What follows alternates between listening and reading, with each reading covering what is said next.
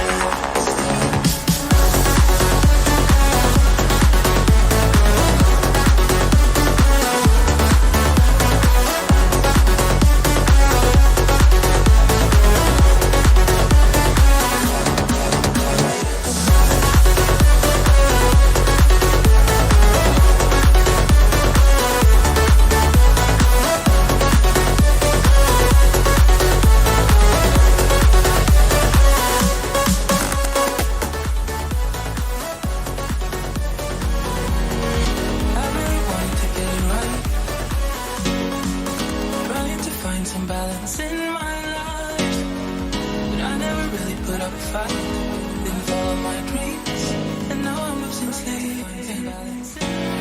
Slow it down, and save yours if you want. Enjoy the ride, 'cause those ups and those downs, it's what makes it worth the ride. You will make it in time. What if I lost touch? What if I'll never get it right? I try to follow my heart, but I lost it somehow.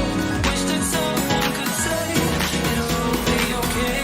Just I try to follow my heart, but I lost it somehow.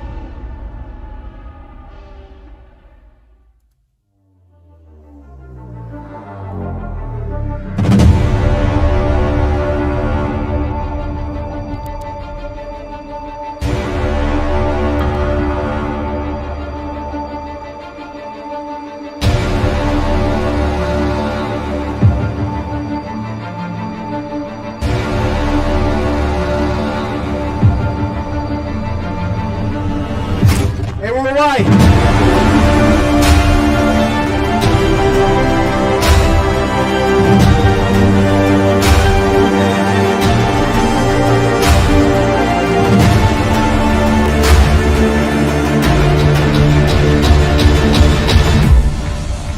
Who's going to come out on top?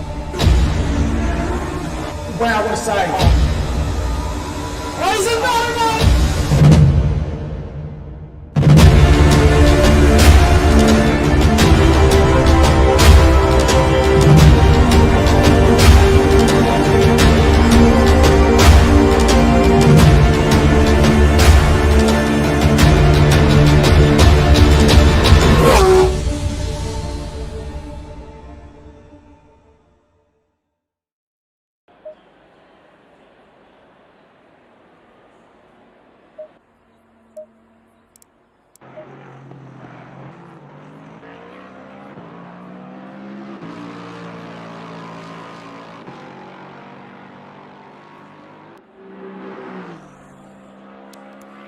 Good evening, everybody, and welcome to another week of Octane Online Racing.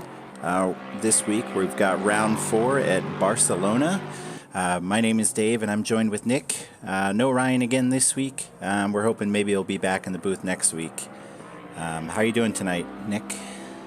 Well, doing better. Last couple days have been a little bit interesting for me. On Wednesday, got a bit of a hurricane that clipped by, or it was Tuesday, excuse me, so that took out the power on Wednesday, which is a little annoying because I wanted to get some work done and I couldn't because it was out from about 5 in the morning until I think 7-ish that evening. So kind of do a lot of catch up on top of the catch up I was doing, and then that still kind of went into today because I was like, you know what, I'm gonna go to class, I'm gonna come back, I'm gonna hit the gym and then do some work, get myself ready for tonight's race. And the gym was closed because the power was out there, so I was like, all right, I guess I'll just go home and work now. But you've got power now, and you can watch some racing. I think I do. I'm not too certain. instead of doing homework, which, I mean, it always is better. Yeah, that's true. I mean, it's classical music homework because I need to take a music course for some reason. It's just one of those things. I'm like, I need something to fill this slot. Oh, that's the only thing available? Okay, I guess. I'll take it. What can I do? I did that one year. I needed to do like an elective, and I did intro to guitar. Oh boy. Oh man, come on. I want to know, how did that go? How well did that work? I mean, it went okay. I mean, it's got nothing to do with what I went to school for, but it was still fun. All right, can you play us a tune, perhaps? Oh goodness, no! I don't actually own a No? guitar. Oh wait, you could, I mean, you probably only know like all the underground songs, that you really have to be in the know to know, like Wonderwall. Oh yeah, definitely. That's what I'm known for. Yep. Everybody, the OOR's Dave Hill, known only for playing Wonderwall. Mm-hmm. I mean, I can't play anything, so I can't even give you a hard time for that one. It's like, yeah, whatever. I don't.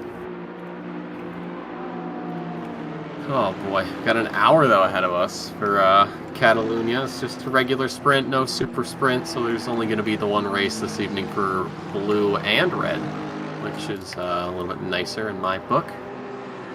How do you feel about Barcelona? I'm really fine with it until I hit Sector 3. Then I start hating it. Sector 1, fine. I can deal with that. Sector 2, alright, it's not too tricky. Sector 3, no, thank you. I don't want that. Especially that little chicane at the end, I can never get that right. It doesn't matter how much I changed, my break point and whatnot. It doesn't matter how, I changed my turn, and it never goes right for me. I know exactly what you mean. I would agree. Sectors 1 and 2, perfectly fine, enjoyable. I feel like at the end of the straight going, I don't know what that straight is, but towards the Sector 3, so many oh crap moments as you're like, okay, are the people behind me going to hit their brakes on time and not take me out? That's fair. In rookies, I've been taken out a couple of times, but it's okay. I don't hold it against them. Still not bitter. No, not at all. I don't but think yeah, I that final chicane is, I feel like I can never get it right. Yep. Doesn't, especially when you look at that left-hander into Sector 3. It always just, I know it's a curve, I know it's a turn, la la la la, but I see that it's squared off, my brain goes, no, that's not it, we don't like that, we don't do that here. We need it to be a nice curve like every other turn. Why are you square? So a quick look at the chat here. Linton Wills is asking what time we'll see for pole. So in practice, the top time was a 1:43.1. So that was, I think, almost half the grid was sitting in the 43s. So we'll see if anybody can go up from there. Go down from there? Go down. Go down, yeah. I think, who is it? Yeah, J-Rock said, think anyone will get near O'Hara's 41. I think so. I believe in the hype. If somebody does, I will print out a picture of the OOR logo and I will eat it for everybody to see. I feel like I'm gonna say that, and then someone's gonna pop a 40.9, and it's like, so, when are you gonna get printing? Be like, All right. when are you gonna eat that? Hey Wait a Casey, how's it going tonight? I didn't sign up for this. Actually, if you go back to minute 20 of the stream, you'll hear that you agreed to it. That is a fabrication. I wish to speak to a lawyer. So let's see, Vasquez coming across. Gonna set the first time of 43.8. Okay, so I'm safe for now. Safe for now. And we've got race control this week.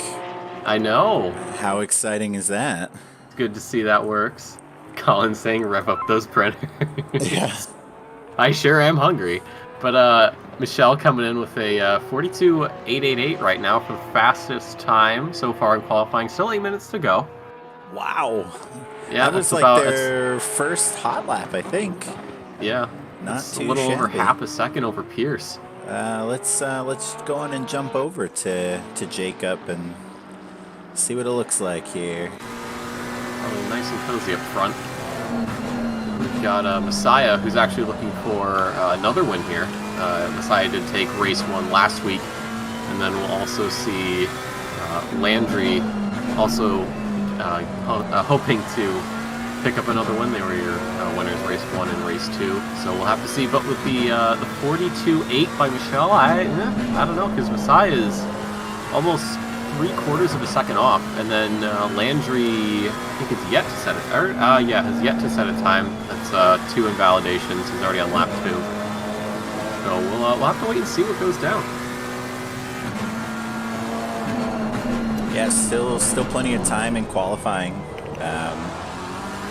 So we'll see if anybody can improve on the 42.8. We'll have to see new time, but that 42.8 is very strong. And then I'm suspecting it's only going to go down from there throughout the race, because you start getting in that rhythm.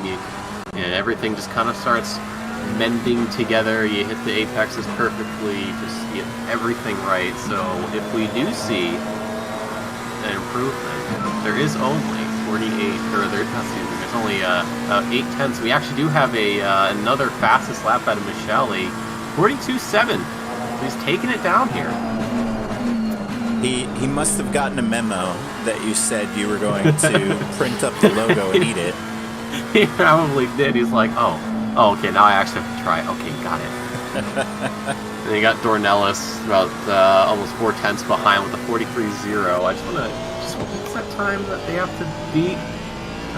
Let's see, okay, so just near a 41. Am I getting scared yet, J-Rock? No. Once I start seeing like a 42.0, I might start sweating a little bit. But until then, I'm just vibing right now, honestly. Yeah, that's a man speaking with confidence right now. He's gonna be okay. Yes, sir. I mean, if it happens, it happens. I'm not gonna go back on my word. I'm gonna give the people what they want. That being a 22-year-old eating paper. Give the people what they want. So for us commentators, we have a little driver profile, Google, or not Google Doc, but like a spreadsheet we can look at, and we had a few drivers, put down a little info about themselves, and I found it funny. We only have about 3 right now for both red and blue splits, and it was Saidi, Landry, and Carpenter. And one of the questions is, what's your goal for this season? And they gave 3 very different answers. This really kind of tells me where they're at in terms of like confidence and whatnot. And Saidi said his goal is just to survive, which I think is an honest, it's an honest goal to have. And then Landry's looking for podiums, and then Carpenter is looking for the finals. So you can kind of see where everybody's at, as we near the end of the regular season. I think we have 3 more races after this. Let me take a look. I think it is. I think next week is Silverstone, and then don't know the 2 after, but I know the finals, the 3 races. It's Bolton Park, Spa, and Misano. I just don't know what the 2 before those are. So next week is Silverstone, and the week after that is Nürburgring. Okay. Okay. So it's Silverstone, Nürburgring, and then it's the finals, right? That is correct. Oh boy, and then Ryan should be back by then. Yeah, I think his plan was to try and get back for the finals. Mm-hmm. He said the cavalry was on the way, i.e. the mother-in-law. Call it what you will. Hey, I mean, take all the help you can get, right? Yeah, really. Especially being a new parent and all. I'm sure he's, got quite a lot on his plate to deal with.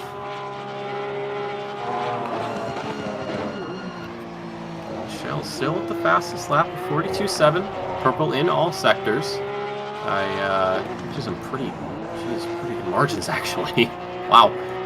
He's only 18 thousandths faster than Dornelis in Sector 1, and then after that it all just kind of falls off. Like, nobody's even close to him in any of the sectors.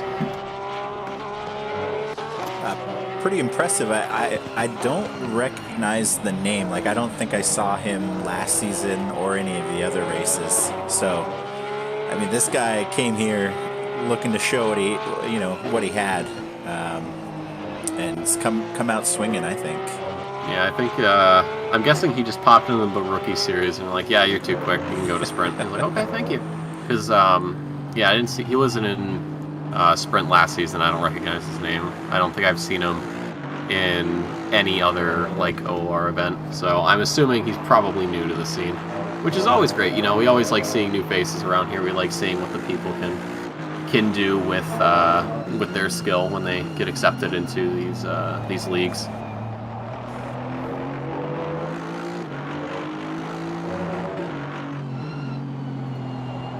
See, we got 2 more minutes of quali. I don't know if anybody's going to get close to Michelle. I think this provisional poll might just stand until the end of quali. I don't know though.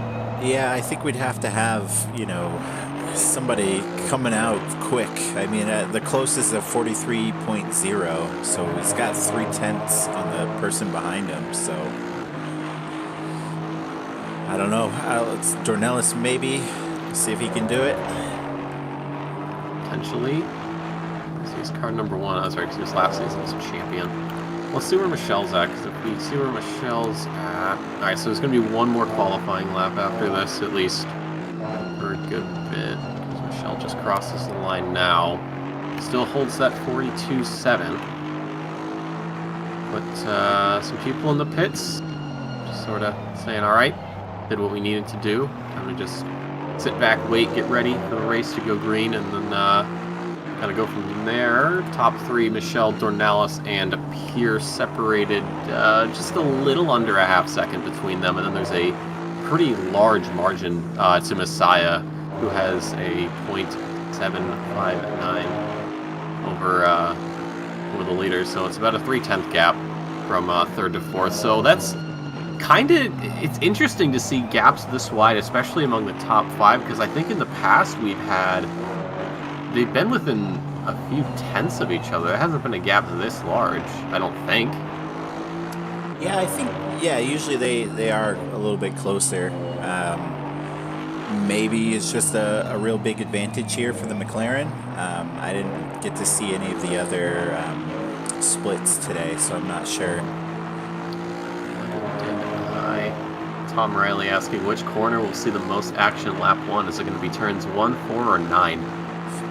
I think turn 1 here can be pretty tough, just with that like transition from 1 to 2.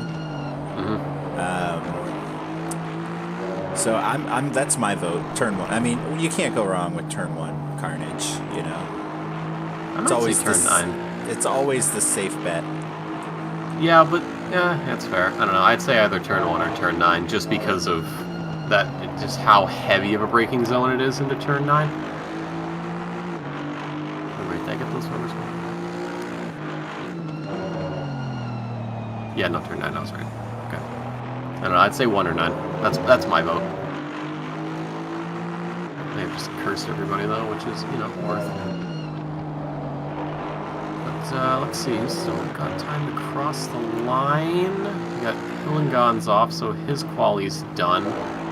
Dornelis still looking to put in one more lap. We've got Saidi here, currently P18, with a 144.5. That is well over, that's almost 2 seconds off the pace.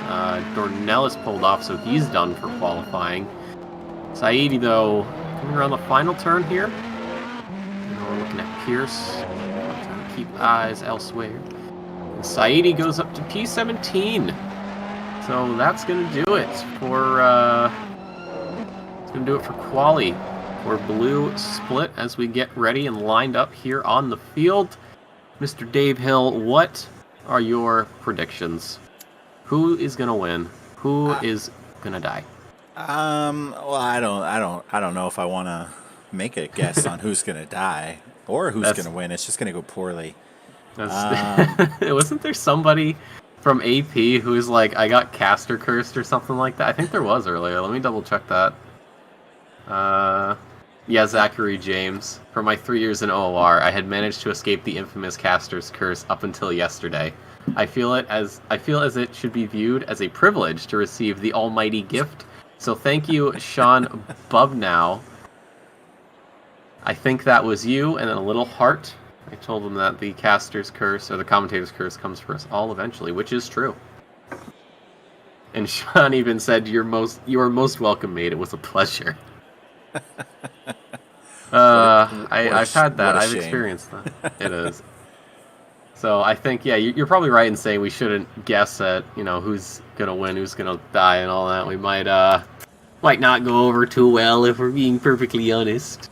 So we won't do it. I think, obviously in chat we've got Rob, rooting for Tommy. He's like the president of the Tommy Kogan fan club. Right, understandably so. That makes sense. I always like rooting for Trevor Hilligans, and I don't usually say his name, so he's probably going to crash and die tonight. But there you go. So if you hear that, this is anyone. Yeah, if he dies, it's your fault, or it's your Trevor. fault. It's my fault. I'm sorry. Yeah, great job, Dave. You've just cursed him. I mean, if you look at practice and qualifying, Michelle obviously definitely the fastest driver tonight so far. And has proven to be very consistent. So I think it could be anybody. All of the people in like the top 10 right now are definitely good enough and consistent enough to potentially win. I'd agree with that. I think most of the action we're going to see is probably in the midfield, just because of the absolute, just the showing by Michelle in qualifying, taking everybody to Gapplebees. I mean, it's insane. Gapplebees. Yeah, Gapplebees. I see like it. Listen, I'm a disgusting Gen Zer. I'm on TikTok and everyone talks about, oh, my car is taking you to Gapplebees and this and that. And it's like, you know what? I might as well incorporate it, because why not? Me and some of my friends, we call it Crapplebees because it's Crapplebees, terrible. okay. Yeah. Well, yeah, but we're talking about cars just gapping one another. Yeah, I know. But I see where you're going. I see where you're going. It works well to say Gapplebees. I've been there. It's okay. It's not the worst. When I went in there, I was expecting like everything to basically look like a Fallout Raider shelter. It didn't. It looked more like something from the New Vegas Strip. I was like, all right, yeah, that makes sense. It's not bad. Did you get a Nuka-Cola? No, I got a nice knuckle sandwich to the jaw. Someone put all their points into strength and punched my head into the stratosphere. I was lucky I found it in time for the race, okay? Had enough to deal with.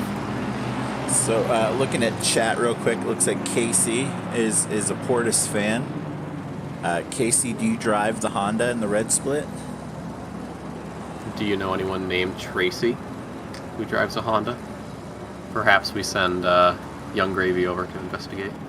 I gotta say, I love his songs, dude. They're so good.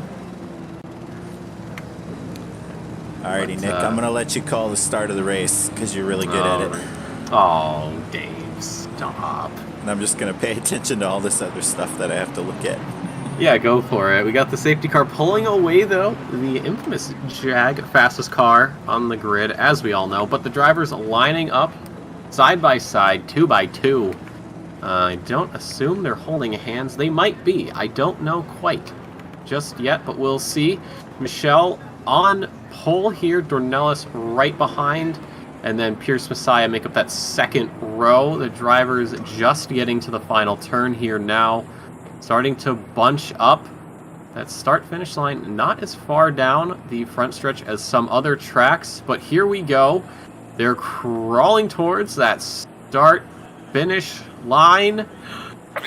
And we are green here at Catalunya. Michelle getting an excellent start, and so does Dornelis, and we've already got carnage in the background there. A few cars getting tangled up. Looks like an Aston and an Audi as we see but appears to be about 4 wide coming down the front stretch here. Michelle getting through just perfectly fine. Dornelis and Pierce going door to door, and it's Michelle actually going off there, and that's going to allow Dornelis to catch up and take the lead, and Pierce looking for a bit of action here as well as Messiah also looking to try and gain another position. Michelle just going wide. I don't know what has happened here on this opening lap. Michelle dropping 1, maybe even 2 positions here before we get to the end of lap 1. He is trying to hold Pierce off, and the rest of the field shuffling through. It doesn't look like there was a lot of damage on the cars that crashed, though. They're catching up quite nicely. There's not a huge gap to these cars, but we do see Messiah going off there. I couldn't tell if it was a bump or maybe just the back end stepping out, but here we go into Sector 2 before the long stretch into Sector 3. Everybody now sort of filing through single V. Couple door by doors in the background, but nothing too crazy here. And after a little bit of excitement on the front stretch, we are racing and away. Yeah, that was pretty exciting. It looked like it was Pierce that maybe bumped into Messiah when we saw Messiah go off. Potentially, we had another big scrap in the back, a couple cars getting bumped off into... Oh, that's Pierce!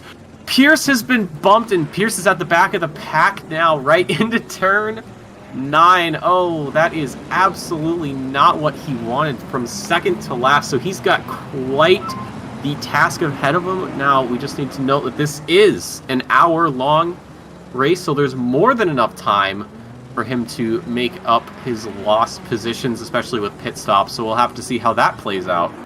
But looks like what, he got bumped from behind and just took a little spin? Yeah, I didn't quite catch all of it.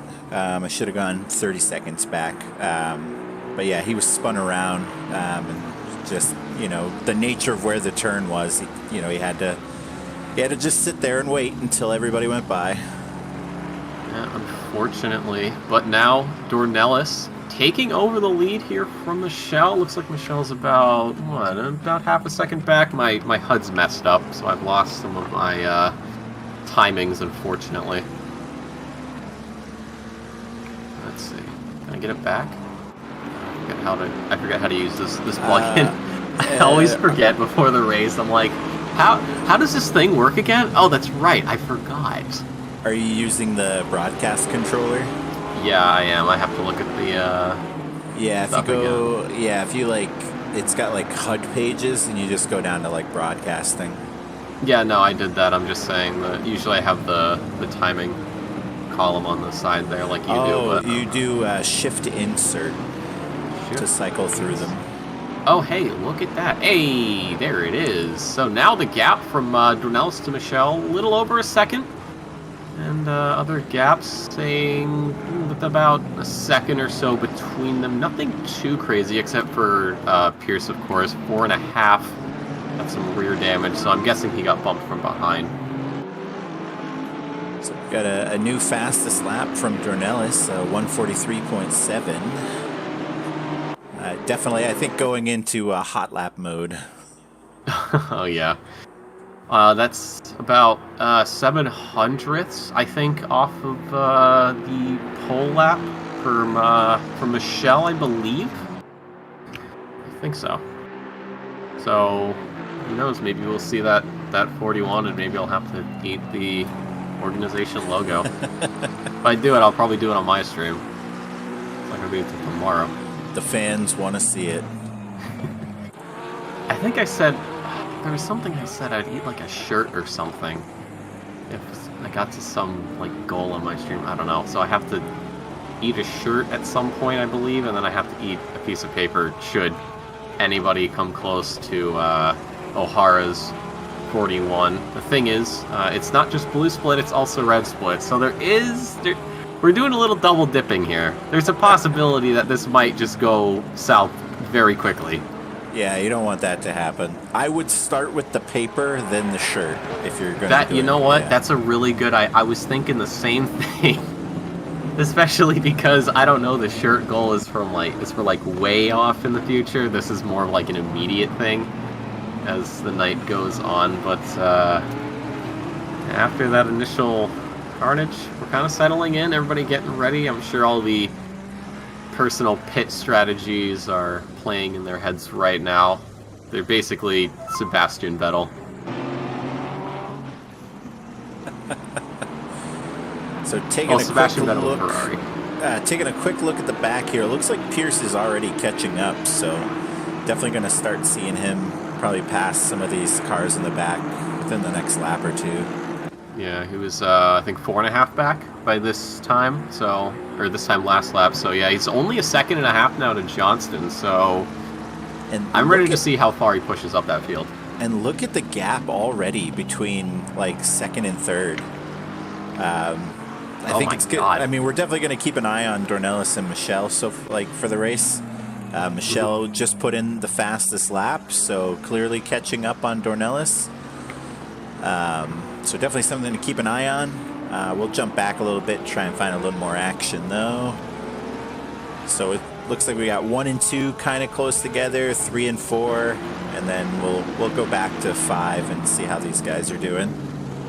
Portis only 0.3 behind Tracy. He actually got a really good exit there, so is he going to go for the attack? I don't think so. He's a little far back. I don't know how strong the slipstream is, though, here. He looks down the inside, just backs out, says, no, a little too far back. I don't think I'm going to take this one. That's probably not the smartest choice, but he might be able to catch Tracy here. I think, oh, Tracy does step out a little bit, and that's actually going to put Portis right on his bumper. Oh boy. No. I think that was contact. Geez. I think that was contact. I couldn't quite tell.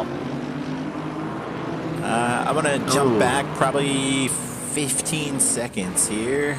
Yep. Oh, geez. Oh, and he just got tagged as well. Oh boy. That was weird. It looked like his car just jumped. Yeah, and I mean, I know we're supposed to hit the brakes if we go off like that, but I think maybe it was wise on him to just let it roll away to try and get away from the racing line there. Yeah, probably the smartest option. So, we've got two front runners in very different positions. We actually have Pierce looking for a bit of a move on Johnston through turn 3. But he has caught right up. Now he's about 0.3, looking to pull alongside here. And he does go down the inside into 4. Johnston, he just loses that back end. A little bit of, I think, oversteer maybe? Maybe understeer? I don't know. But that is going to give Pierce P21. So I think the comeback for the Ferrari driver is on. It's just a question of how far is he going to be able to go as the night progresses. Still, I mean, we got 51 minutes left, plenty of time. He still has, pit strategy to kind of think about, try and pick up some space there. So we'll see what he can do. Like I said, I mean, he's definitely a fast driver, so, I think it's likely to see him further up the grid by the end. Possibly. Oh, we got a little, I think we missed it. Garza and Rasco were getting a little tangled up. A little bit of a bump from one driver and then a retaliatory how dare you bump from the other. But positions actually stay the same. I believe Rasco was ahead of Garza for just a little bit, but pulled back. Let's see, what other battles do we have going on? We actually have Dag going around Vasquez here on the front stretch. Very easy P10, so I believe that's an improvement from him since quali, so Dag now in the top 10. Good for him. There has been no word yet about the Tracy Portis incident from earlier, as far as we can tell. Looks like we did just have a penalty come through from for Landry. 15 seconds for causing a penalty or a collision on lap 1, I think. Who did he bump? I don't think he bumped anybody, at least not to my knowledge. Because he wasn't involved in the, I don't want to say the turn 1 melee, but the front stretch melee. Could it have been, I don't know. I don't think I saw him do anything, but, I mean, anything could have happened that I didn't see. Yeah, lap 1 sadness. That's probably the fastest I've ever seen an entire grid kill each other. I'm gonna be honest. That has got to be the fastest I've ever seen an entire grid descend into chaos. All right, so we're Like, gonna it's a jump. straight line, guys. It's not that hard. Yeah, it was like right at the beginning. So we're gonna jump right up to the top here just to kind of keep an eye on these guys. Looks like Dornelis has been able to keep the gap steady. So we'll bounce back here, see what else is going on. Oh boy, what do we got? Anything juicy? We got a nice line of cars here. It looks like from 10th down to, I believe, 12th. Let's keep an eye here on Rasco and Garza. It looks like Rasco is going to potentially make a move to get around.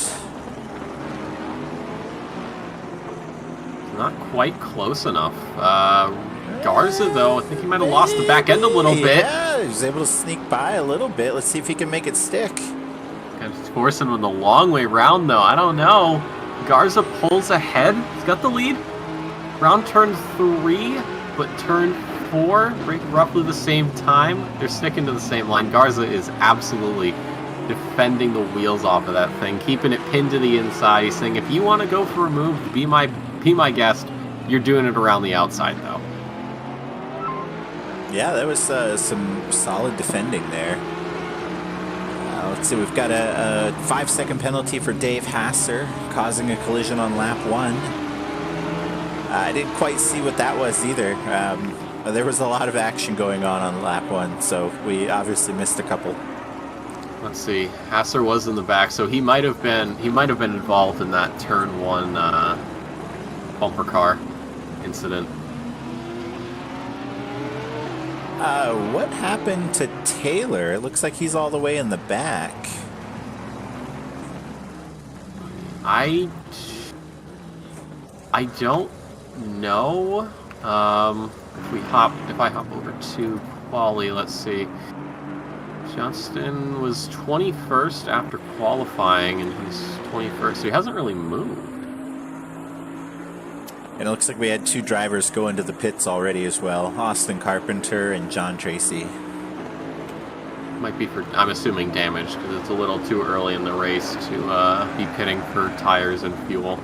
I know, obviously tires are mandatory. I know fueling is optional, but it does kind of bring a little bit more strategy. You know, do you kind of underfill the car a bit so you have less weight so you can get faster times, or do you carry more fuel so you can just sort of go to the end and not have to bother with refueling? And it should be noted that refueling occurs at the exact same time as tires, so it's not like you have to wait for the tires to finish before you can refill, or you have to wait for the refueling to finish before you can do your tires. I know when I always just do like a 50-50 with fuel, Yeah. just because there's no time advantage. Yeah, that's true. I mean, I have a little app that's like, oh, I'm lapping these times in this car on this track. It's like, all right, you should put roughly this much in. I'm like, all right, and I always do a little bit more just because it's me. So I put a little more in, and then I just go and hold on a second. What is this? So it looks like Blaine Hall is inserting himself in this battle for P14, 14 and 15. Catching up pretty nicely. Let's see if he can make a move on these guys. As we maybe remember from the last couple weeks, Blaine has been a very fast driver. So we'll see if he's able to avoid Audi tings and avoid any other issues. Well, he is part of the Papega squad, so I'm going to assume that Audi Tings is a little bit higher on the probability chart. Well, he's the only one. I know. So that also causes a little bit of an issue for him, but kind of outbreaks himself into turn 1, and that's going to allow Rasco and Garza to continue their battle. Rasco getting a little bit touchy-feely with the back bumper of Garza into turn 3. Again, bump drafting, I don't know if that's legal, but it does give Garza a bit of a boost. I'm surprised Garza didn't spin out. I mean, it wasn't the heaviest of taps, but you know, sometimes you just get on that turn, you get a little bit of a bump, and then that's sort of it. You can just spin around, the race is over. Oh, not over, but ruined. Let's jump up to the front of the grid here, see how folks are doing. Dornella's still holding off Michelle. Let's see, looks like Carpenter maybe got lapped. That's him in the background there.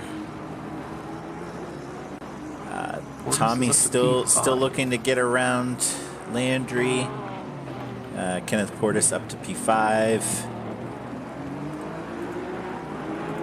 I'm wondering if Tommy Kogan is maybe going to try and pit roughly the same time as Landry, because Landry does have that 15 seconds, so when he goes to pit, he's going to have to sit there for another 15 seconds for that penalty. So maybe if Kogan wants to get around him, it's most likely going to be through pitting.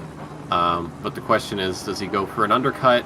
Does he pit at the same time and then, just take that 15-second penalty and run away with it? I mean, it's too early in the race to call. It's about 45 minutes to go, so we'll see as the race goes on, see as the strategies come into play here. But we still got quite a ways to go until that becomes a factor. As we see Johnston actually going to the pits, looks like for damage to that McLaren. I only can see rear bumper damage, but I'm assuming it's probably just for that. He'll come back, get fresh tires, some more fuel, and head back out. Let's see if we can find any battles going on. Just to note here, Michelle is 0.3 behind Dornelis, and I think the gap to Landry from those two is like 10 seconds. So the fact that these two drivers are able to stay so consistent and so quick cannot be understated.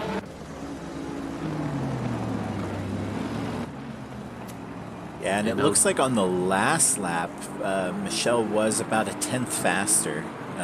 Maybe not even as high as a 10th, but right around there. So he's definitely, he's gaining slowly but surely. So I think a few more laps from now, maybe they'll be a little bit closer and we can follow him a little bit more to see a really nice battle. Yeah, Michelle about 3, or actually a little bit more. I think about a 10th or so quicker, give or take, plus or minus a little bit. So, I mean, if he keeps this pace up, then it's absolutely possible that Michelle catches Dornelis within 3, 4, 5, 6 laps.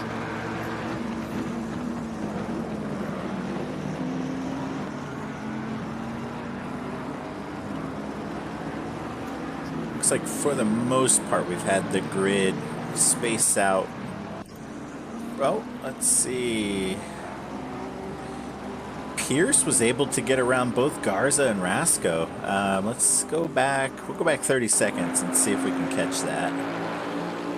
So it looks like at the start of the lap, Pierce was behind Garza.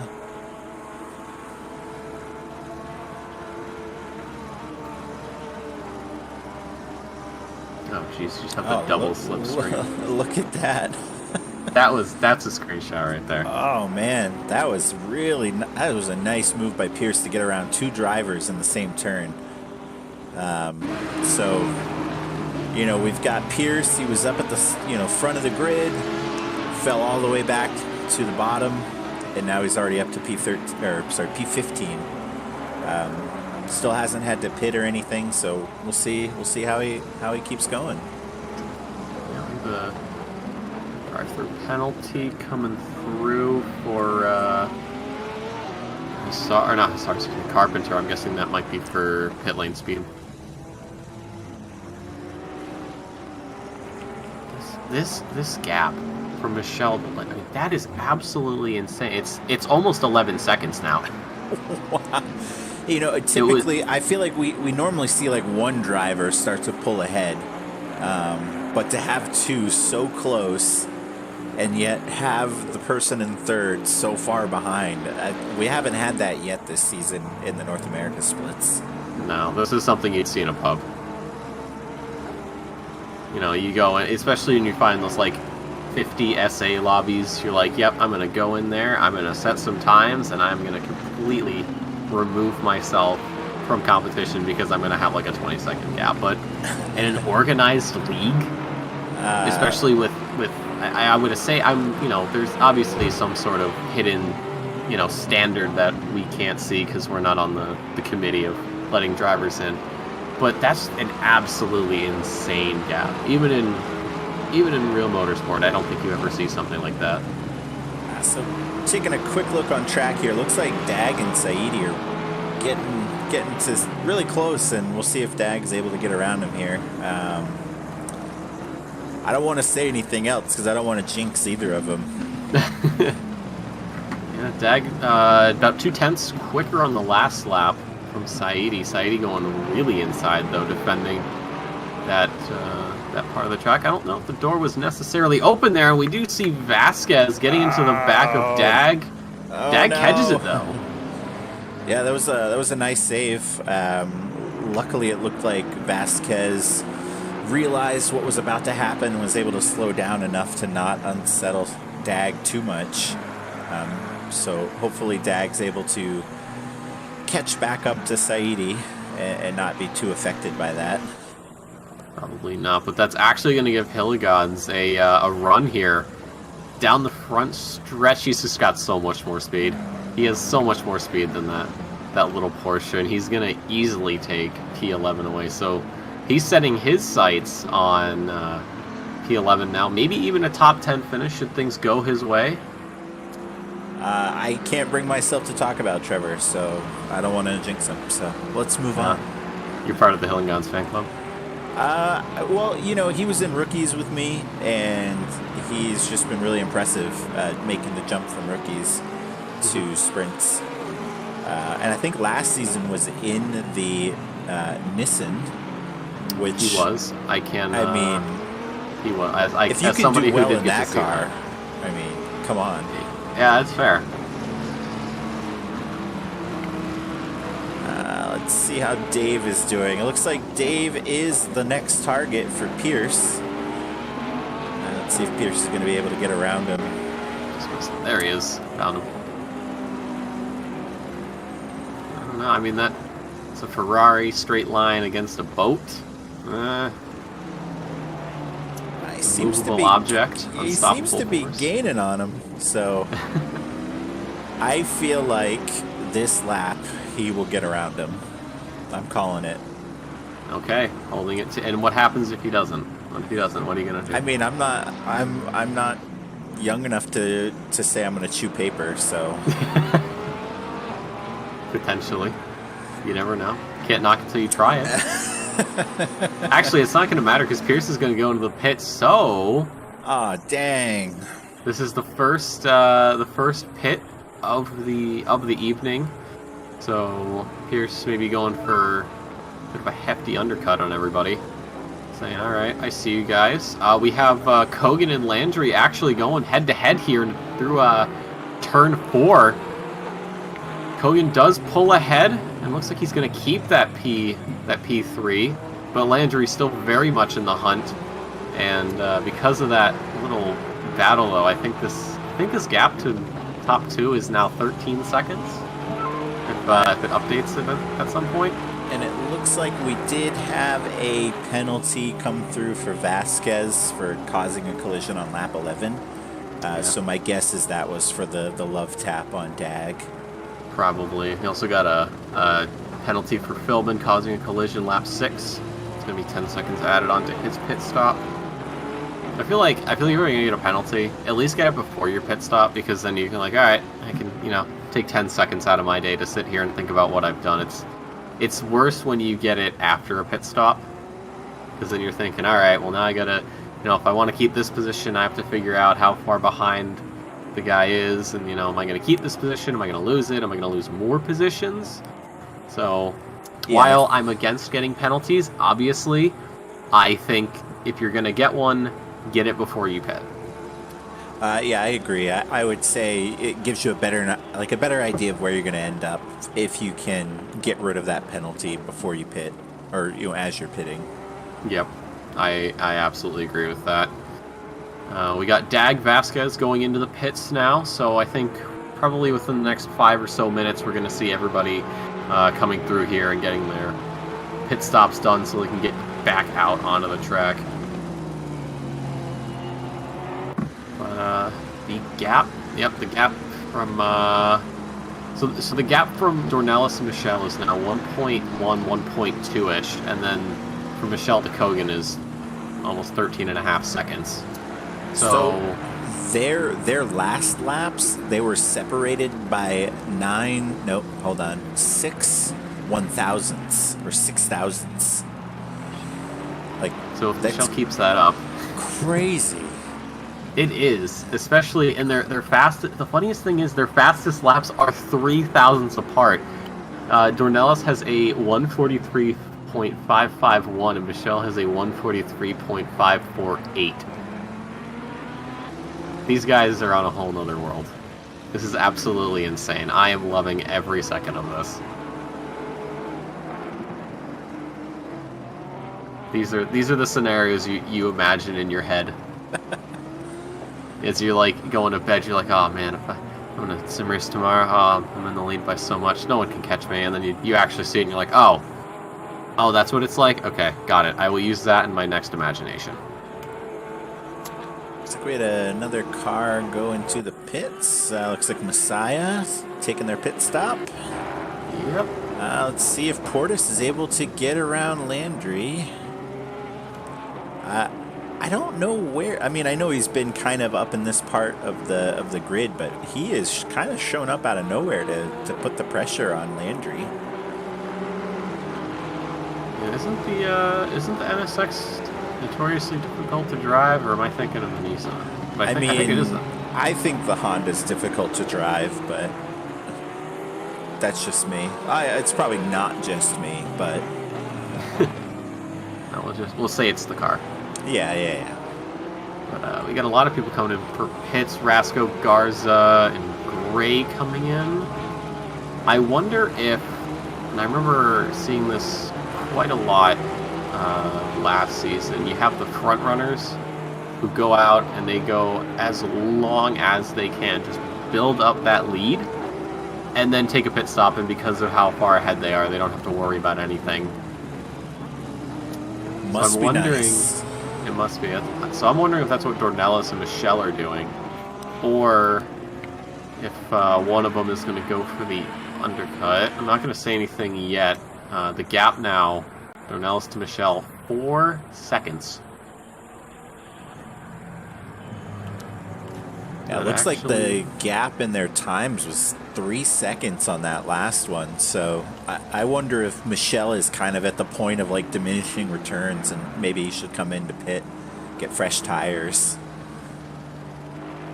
Probably. That would probably be the right call. I mean, because you look at just... oh, hold on. Actually, we've got Portis looking for a bit of a move on Landry here going into turn 1. Pulled alongside, pulled back out. Through 1 and 2, around 3 though. To see, I don't know. We got Portis on an inside line.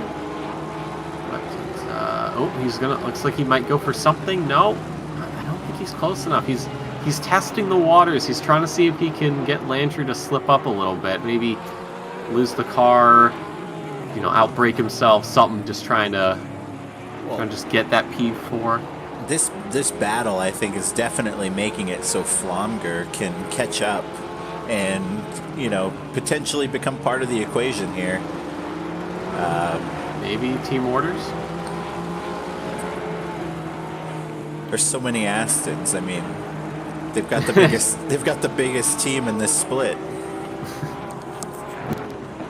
Keeping track of all of those. Back in my day, there were only 4. We were all we get midfield it, drivers. Nick. You're an old man. You're an old, salty sim racer. What is an iRacing? What's Cruisin' USA? Oh, dude, it was so much fun, though. Looks like Portis is making a move to come into the pits this lap.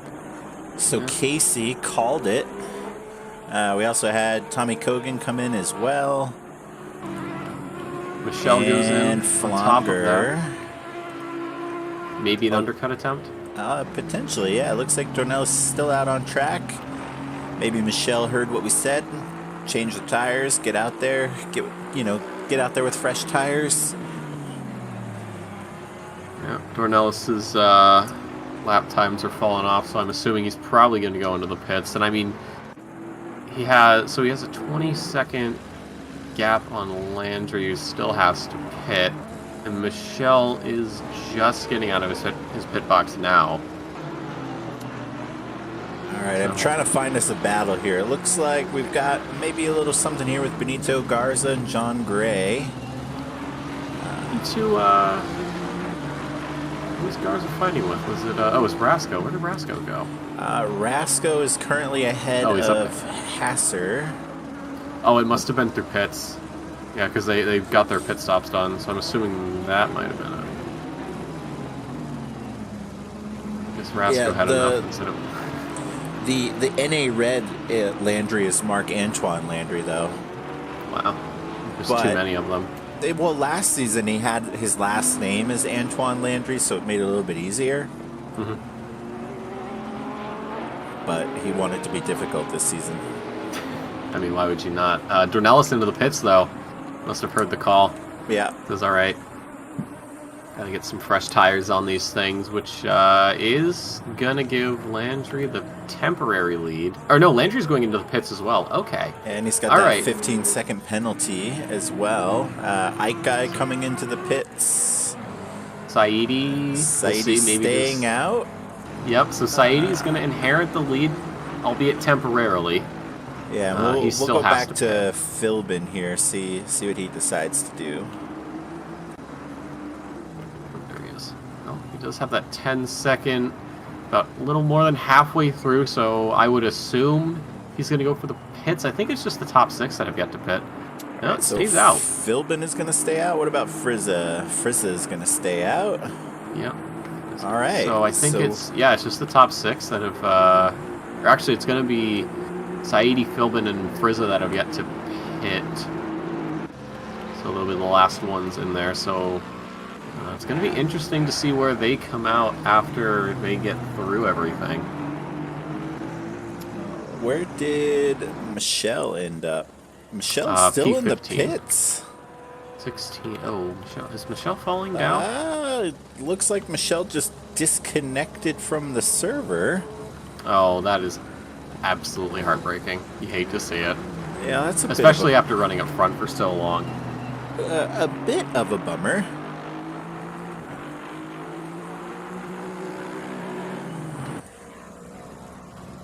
Let's see. Do we have any battles?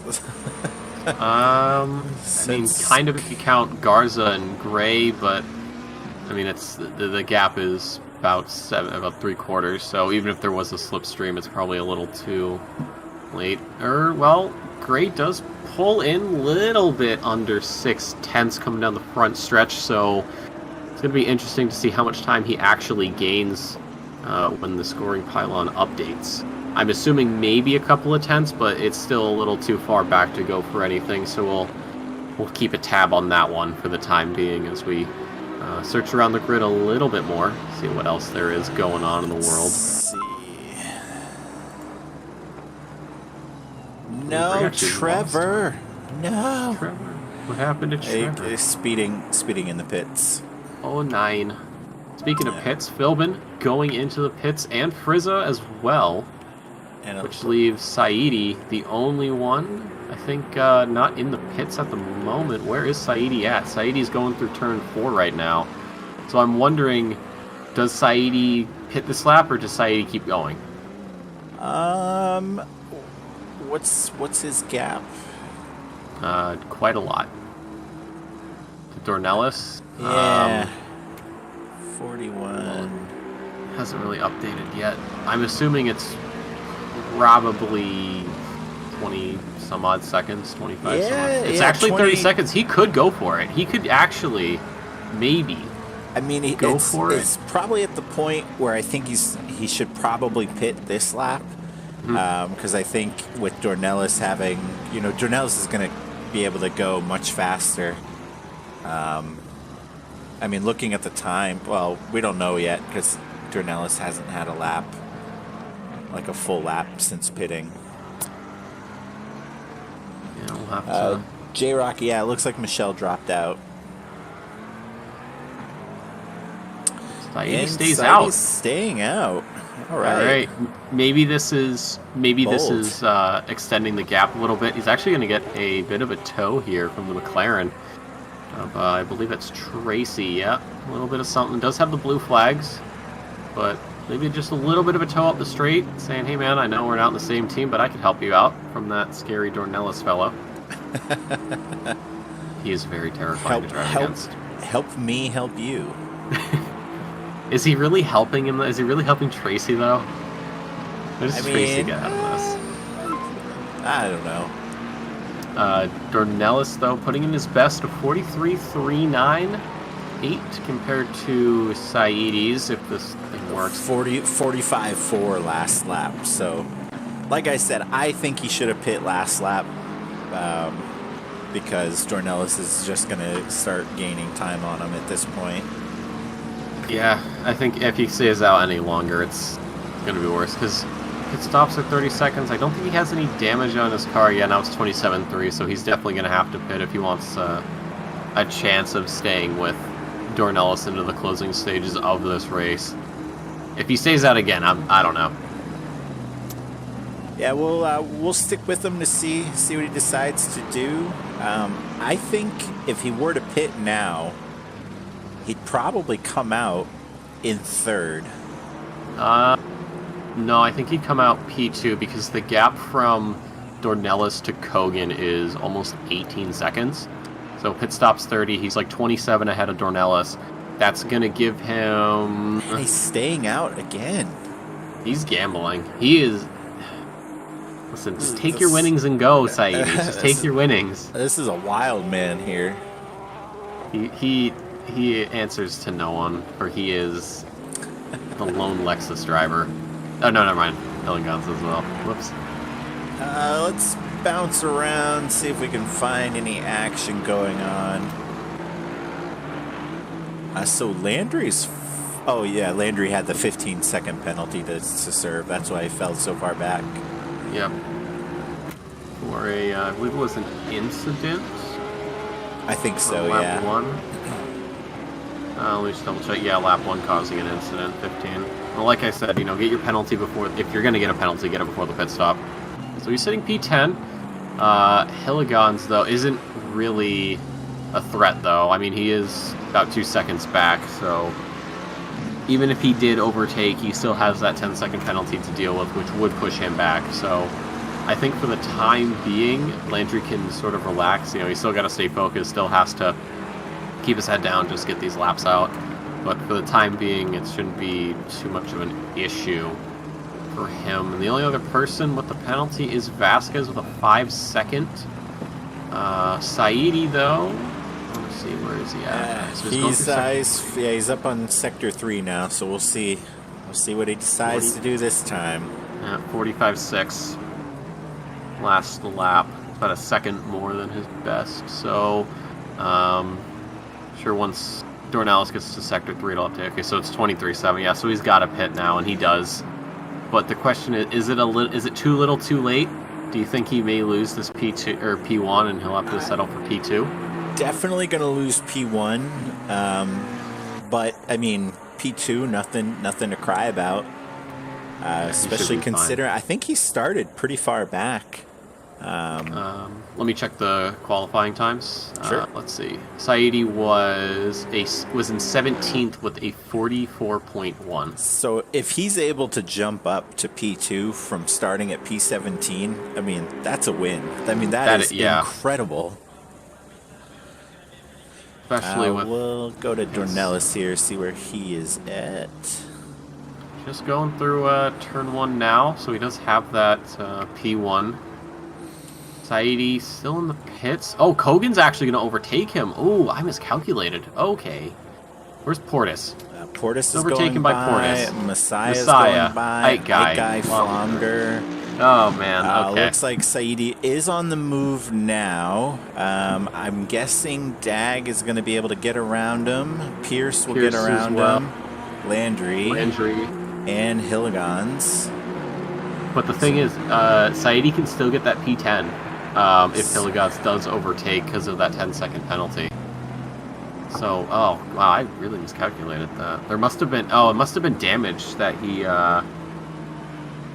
fixed. Or just maybe the pit is a little bit longer than we thought. I don't know. I miscalculated because I was thinking that pit stop 30 was like, oh, you're in and out 30. I forgot it's, you got to drive there, stop.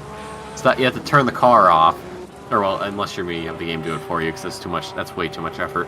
Oh, we have a car, yellow car. Was that 921? Dave Hasser was yellow. Let's go back 15 seconds.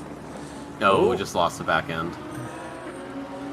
He's playing a little Tokyo Drift there. Oh, and so, who was that in the Aston? That was it was Gray. John Gray. Yeah, doing the same thing. A little bit of a camaraderie. A little bit of a there, salute. I think. Yeah. Salute or BM. Garza and Rasco still going at it though for P12. 12. Garza, or not Garza, Rasco is weaving a little bit. Oh, Garza and Vasquez. So the Tommy Kogan Or fan Vasquez, club oops. in chat. I don't know if Rob is still around, but your boy's sitting at P2. Casey's probably excited to see Kenneth Portis in P3. Yeah.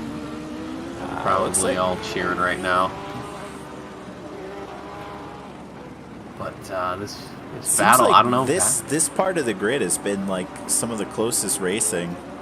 Yeah, I think so too. I mean, after Dornelis and the, I don't want to say the late Michelle, but it kind of feels like it because he disconnected. After they pulled away, it was kind of. Mr. Peabody pit stops about a minute to a minute 5 in total, depending on how quick he out of the box. Okay, yeah, so I severely miscalculated. Whoops. Let's go jump to the sprint chat just to see if he jumped in there to say what happened. For the time being, even if Vasquez gets around Garza, there's still a 5-second penalty to deal with, and Gray is about 5.5. So as long as Vasquez can keep that gap as at least a little over 5 seconds, then he'll keep his P14. But it's going to be interesting to see what Gray has done. Vasquez's last lap was a 45.8. And Gray's was a 47.7, so maybe we see something, especially because Vasquez a little bit of scrapping with Garza here, so it doesn't seem to be slowing him down. So we've got Mr. Peabody in chat, and I just feel like with a name like Mr. Peabody, I'm about to get taught a lesson here.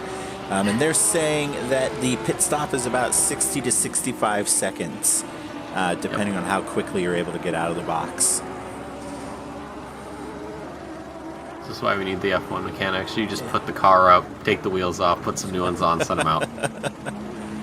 Hashtag ban refueling for 1.8 second pit stops.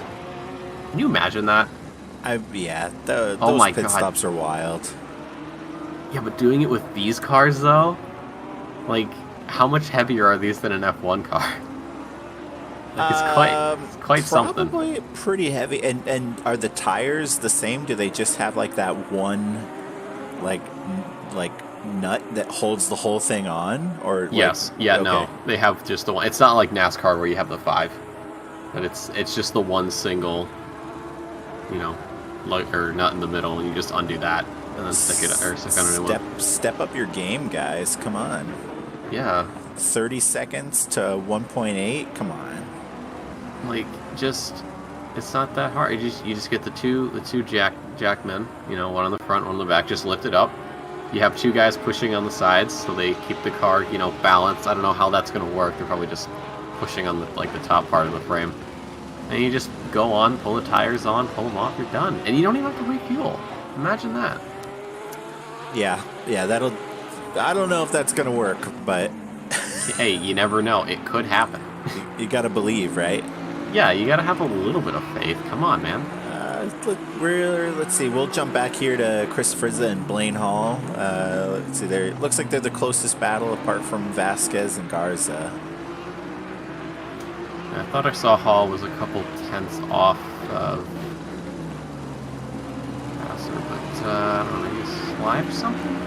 As Dornelis is actually making his first pass along the lapped car. The Aston of, hold on. Hall goes wide. What and happened, that allows Blaine? Rizza Go to back go 10 through. seconds. Looks like he started to slide and then Oh, caught yeah, it. just lost it. Yeah. Yeah. I mean, props to him for not spinning the thing. Yeah, that was impressive. Vasquez, Garza still sticking with each other. Again, it's not really going to matter much, although Vasquez has pulled out another second to Gray, it looks like. We'll see if there's a bit of an update as Gray crosses the line. It was 6-0, now it's 5-4. So Gray pulling a bit closer to Vasquez, so it's a little bit more likely that Vasquez could lose his P14 by race end. We'll have to see, though, if Gray can keep it, just keep it pinned, Yeah. keep it going. Yeah, see if he can get within that 5-second window. Come through the Sector 2 timing, so we'll see if Gray gets any more time out of it. Now loses about a tenth, so for the time being, Vasquez is safe. But again, about 14 or so minutes to go. Anything can happen. We have Pierce and Dag, a little bit of a battle here, entering Sector 3. Pierce tried, I think, going around the outside and then opted out of it.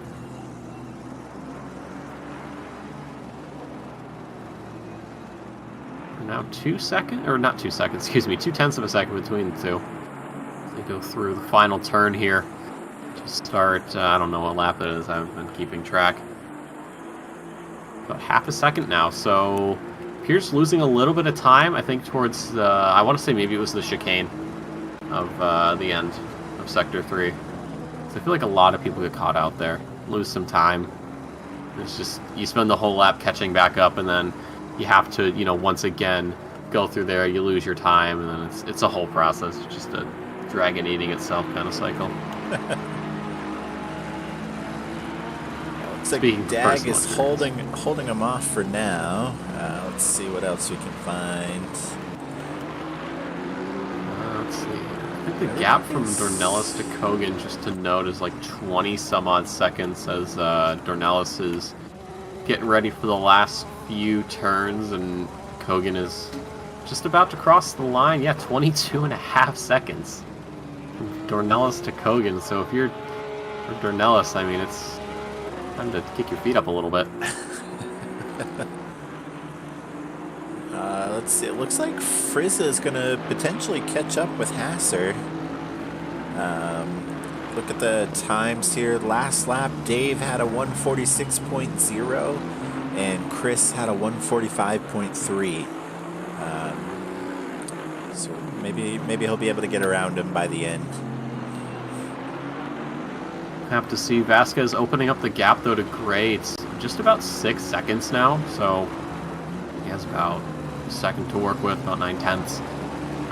11 and a half minutes to go, though, so anything can happen. It's not all set in stone just yet, but I think for right now, everybody's focusing on just getting these laps over and done with and getting ready for Silverstone next week. The gap actually does go up by half a second, so 6.5 from Vasquez to Gray for the time being. I think Vasquez has kind of realized, you know what, there's no point in fighting with Garza. I might as well just stay here, get the laps done, and try and keep P14.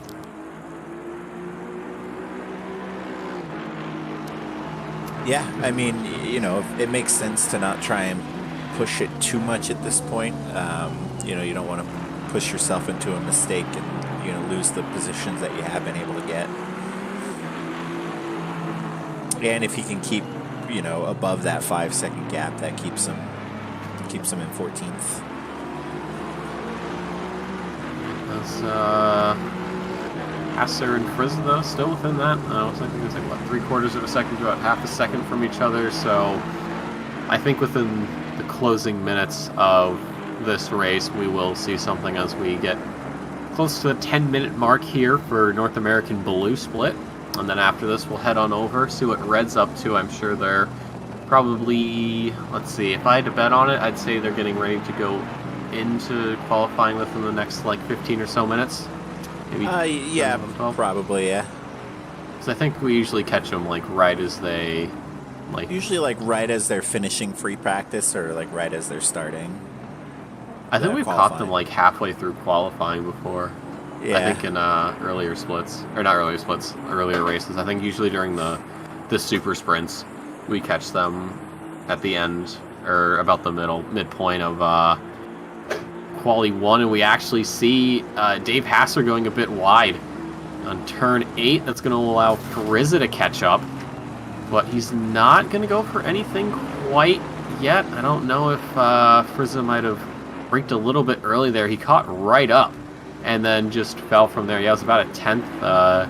Blaine Hall getting issued a drive-through penalty. That's got to hurt. Yeah, definitely track limits there. Yeah, so it's going to be, I think what they take the drive-through and make it is it a 30-second stop-go or just a 30-second? I think it depends on the track. Okay. Looks like maybe Frizza had a better exit on the final turn. We'll see if he can get around through turn 1 here. Blaine Hall actually serving the drive-through. Okay, I can respect that, but that's going to put him way, way down. It's actually, let's see, where is Carpenter? Carpenter's coming through now, just about to cross the start-finish line, so I think Blaine, yeah, and that's Carpenter through, so I think Blaine Hall's going to have to take that last place. Unfortunately, Frizza, a little bump onto Hasser. He caught right up through turn 4 on the exit. So these two, they want it. They want this P16. But now Frizza does fall back after that bump. Had to, slow down, keep his car stabilized. Again, he did run into the Bentley, and you really have to try to spin that thing. It takes a lot of effort to put that thing around. It's a heavy car for sure. It just doesn't want to move. I mean, it moves, but when you say, "Hey, excuse me, Mr. Bentley, could I spin you?" and it just looks at you and goes, "No, you can't. I'm not going to let you." You're like, all right. Looks like John Gray has fallen back quite a bit from Vasquez and is now getting close enough that maybe Dave, a couple more laps here. Yeah, let's look saw at the a little bit of a times. slide there. They're really close on time. It looks like John's at a 146.92 and Dave's on the last lap was a 146.97. Yeah, we'll see as Frizza maybe looking for another move here. As he's getting very close. I think he's just gonna back out. He's gonna wait again. He's just, motorsport. There's a lot of psychological warfare that goes into it. Because a lot of people think, oh, you just sort of drive, get better, better lap times, better this, better that. But I can tell you from experience that I have gotten positions just by showing the fact that I even gave the idea of going down the inside of thought. Like even just something like that just says, hey dude, I'm right here, I'm closer than you think. You can make people mess up very easily. So perhaps that's what Frizza is doing right now. He's just saying, you know what, man, 6.5 to go on the clock. Might just start showing my cards a little bit. Maybe force a mistake later on, but for right now, Hasser holding on to that 16th, albeit barely. Let's see if we've got any other fights going on. I'm going to jump up to Dag. We'll see how he and Pierce are doing. An impressive recovery drive for Pierce, falling all the way to the back, currently up to P8. Yeah, it's actually where he started. P7 not outside of the realm of possibility here. Definitely not. These are two very skilled drivers, so I think it's going to take, well, depending on your perspective, it's going to take a miracle or a pretty bad roll of luck for Pierce to gain another position. He was a bit later on the brakes, which does give him a little bit of a boost here as they get ready to finish off Sector 2 and go into Sector 3. But yeah, that gap has definitely come down from Dag to Pierce, about 0.3 of a second. At the moment, Pierce actually gets an amazing exit. He might try. I don't think he's going to try it. I don't think. Unless, if he makes this stick around the outside, this is going to be absolutely incredible. They go door to door here through the end of Sector 2, the start of Sector 3. Pierce on the outside, Dag on the inside, and now it switches, and Pierce gets around Dag, and that's going to be P7. What a move. Yeah, that was impressive. That was very well. So that was impressive. very well done. We're gonna go look at it again. Yes, do it again. Yeah, I want to look, see it. We just- can't see it. We're too far. Yeah, I didn't go back far enough. That's all right. Gosh darn it, Dave. That was really close. I mean, That was a very good move. Let's see, what's the Hasser, or not Hasser, excuse me, or Hasser, yeah. Hasser Frieza, the gap has opened up 7/10 now, so I'm wondering if Frieza might have just had a couple of slips somewhere across the last couple of laps here. But maybe he catches right back up. Maybe he got scared by his own cards. You know, sometimes you look at those card faces, you're like, whoa, I was not expecting it. What is that? What is that, a 3 of hearts? Oh my god, that's terrifying. You have 3 hearts. Let's see. It looks like Ike Guy is getting pretty close to Messiah. Probably, what, 2 more laps to go? 3 at the most? Let's see, where is Dornelis? Dornelis, if this thing works. So He's Dornelis about is to just... start another lap. Let's see, it's a 44, like a 44-ish. He just did a 44.2. So I think it's very likely there's going to be... not this lap, but I think the lap after might be the last one.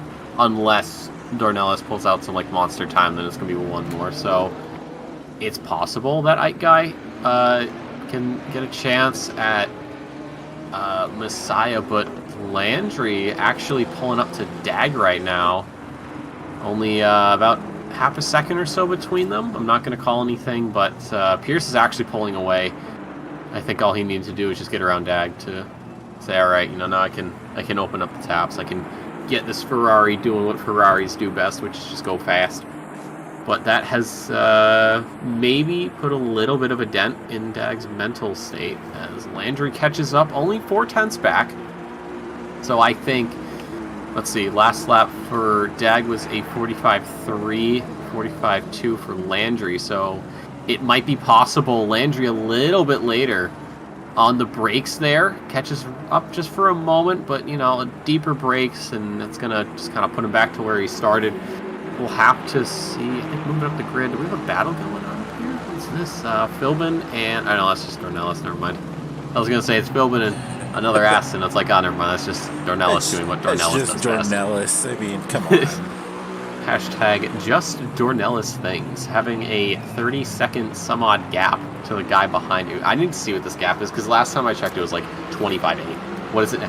27.3. I think last season we talked about this in one of the North America races, and we know the logistics of it is not likely to work. But I would love to see like the top 5 drivers at the end of the season from every split, and then do like a championship series between all of them.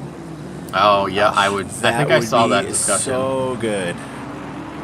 But I think what we do is we pool our money together and we like rent out an arena, and just fly everybody there, like just drain bank accounts. Like, you know what?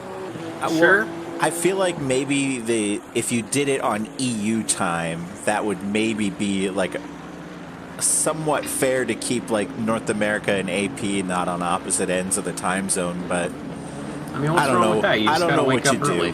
Yeah, but I would love to see it. I would say, well, would you wake up early though? Well, no, I think it depends. I feel like you'd wake up later in the day, but you'd have to wake up, or not wake up, you'd be up until the early morning. But it doesn't matter. We're coming up to we're on the last lap actually. Dornelis only 30 seconds away from victory here, taking back that top step on the podium that he's very, very used to. I think I saw a little bit of a battle going on. It was a Bentley Aston sandwich going on. It looks like Gray 15, was 16, able to 17. get around Hasser as well. Well, there you go. Better late than never, I guess. But Dornelis entering the chicane for the final time, keeps it together. He's got one more turn to navigate Ladies and gentlemen, Renato Dornelis is going to win here at Catalunya by quite a margin. Let's see what the final tally is. Kogan is. Oh my god, he's in a different zip code altogether. Let's see how big is this gap. We got a lot of the back markers getting through as well, so their races are done. Carpenter, Johnston, Hall for the back runners. Johnston, did Johnston run out of fuel? He might have. Oh no. The gap from Dornelis, though, to Kogan, 28.3. That just goes to show you how good Dornelis is. And oh, that's awesome. Hall giving Johnston a push over the line. That's great. You love to see it. That's the sportsmanship that we love to see here in the OOR. Dag coming through 8, Landry 9. Hillengans is going to lose that P10 to Saidi. Rasco still got to go through. Vasquez does pick up a drive-through. I'm guessing that's for track limits. So we'll see how far back that puts him. I think it's, 30 seconds or so? So that should put him... Oh boy. He might go down. He might go way down the grid. Yeah, he's gonna drop to 17 because you've got Garza leading from Gray, Hasser, and Frizza. So I think Bruno Vasquez is gonna take that P17. Unfortunately, Garza comes through. It's gonna be a P13 for him, P14 for Gray, Hasser with 15, Frizza with 16. Frizza just a 10th behind, almost got the move done, but it was too little, too late. But your race winner here is gonna be Renato Dornelis by one of the largest margins I've ever seen. We'll quickly go through the race standings here. So for the AM, it was Garza, Gray, Frizza, and then Johnston. Pro-Am, Aikai, Saidi, Hilligans, Hasser, and Vasquez. And overall, Dornelis, Kogan, Portis, Messiah, and Aikai. So we'll jump into the next one. Get over to red, see what's going on over there. The third best color. Behind purple. Why don't we have a purple split? Or would that be like if you took the top 10 drivers from red and blue? So we've got Rob in chat saying driver of the day should be Blaine Hall for the push. Yes, I agree with that. We need to give Blaine Hall the Golden Steering Wheel Award for sportsmanship. I could probably put like whip it up in paint, like a just like a sort of a prototype. It's like, here you go, and they're like, what is this? Oh, this is the Golden Steering Wheel Award for sportsmanship. All right, let me bearing. Get the broadcast controller back up. Go for it. We got Golzar, though, fastest at the moment, a 43.0. And Meyer with a 43.2. And Sansano, a 43.3 as the top three. And then Yi with a 43.4. And Landry, the other Landry, making it a 43.5.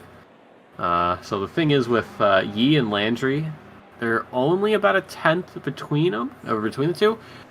Both also looking to pick up another win from last week. It was Yi that took race 1, I believe, and then Landry race 2. So we'll see if they can pick up another one, or maybe someone else will do it. Yeah, I feel like this split has got some really fast drivers that are relatively close. Like, you know, in the blue split, we typically see Dornelis towards the front. But in this one, you know, we've got Golzar, we've got Yi, we've got Landry, Salomon. A lot of big names. Spangler. Yeah, we got Spangler's back this week. I think he missed last week. Giordano's pretty fast. Snell Train. I mean, this one, I feel like when I was just a viewer, I always watched the blue split, just because it was early enough that I didn't feel like I had to stay up too late to watch it. So we're starting you know, going into commentary, the red split. I was like, you know, I don't really recognize a lot of these names, but you know, being a commentator for one season, moving into the second one here, you know, we do see a lot of these guys very impressive drivers throughout the grid. Yeah, as a driver, I only worried about blue split. I didn't care about red that much. I had a friend in red. I'm like, oh, good luck. I'm gonna go do my own thing. I gotta go do my own thing for an hour and then eat, go to bed, do whatever. But for someone named Snell Train, pretty quick. That always makes me think of that guy from Gears of War. Coltrane. Woo! Oh yeah, it's like the same thing except Yeah. he's very small and very slow, with no power armor or whatever, and doesn't Yeah. have a chainsaw gun. What is that thing called? I think it's just know. called like a chain rifle or something like that. I don't Let me know. look this up. It might be chain rifle. If I can type properly, that'd be great. I don't think it's called a chain rifle. Let me see. It is the... Okay, I don't need images. The Mark II Lancer assault rifle. Okay. So what would he wield instead of that?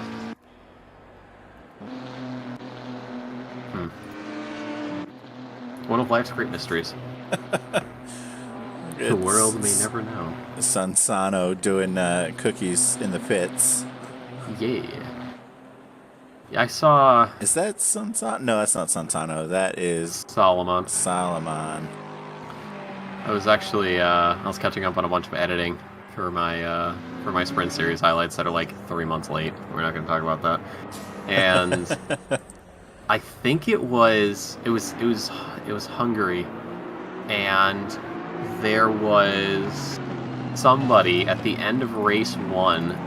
Let me pull it up. Actually, I have the rendered file. Let me just pull it up. It was somebody who at the end. It was actually Saidi that was doing donuts in the pit lane at Hungaroring. He was really good at it too. So I respect anybody that does donuts in the pits. I think we should be able to do that in real life. But Certainly not going to get a 1.8 second pit stop if you're doing donuts.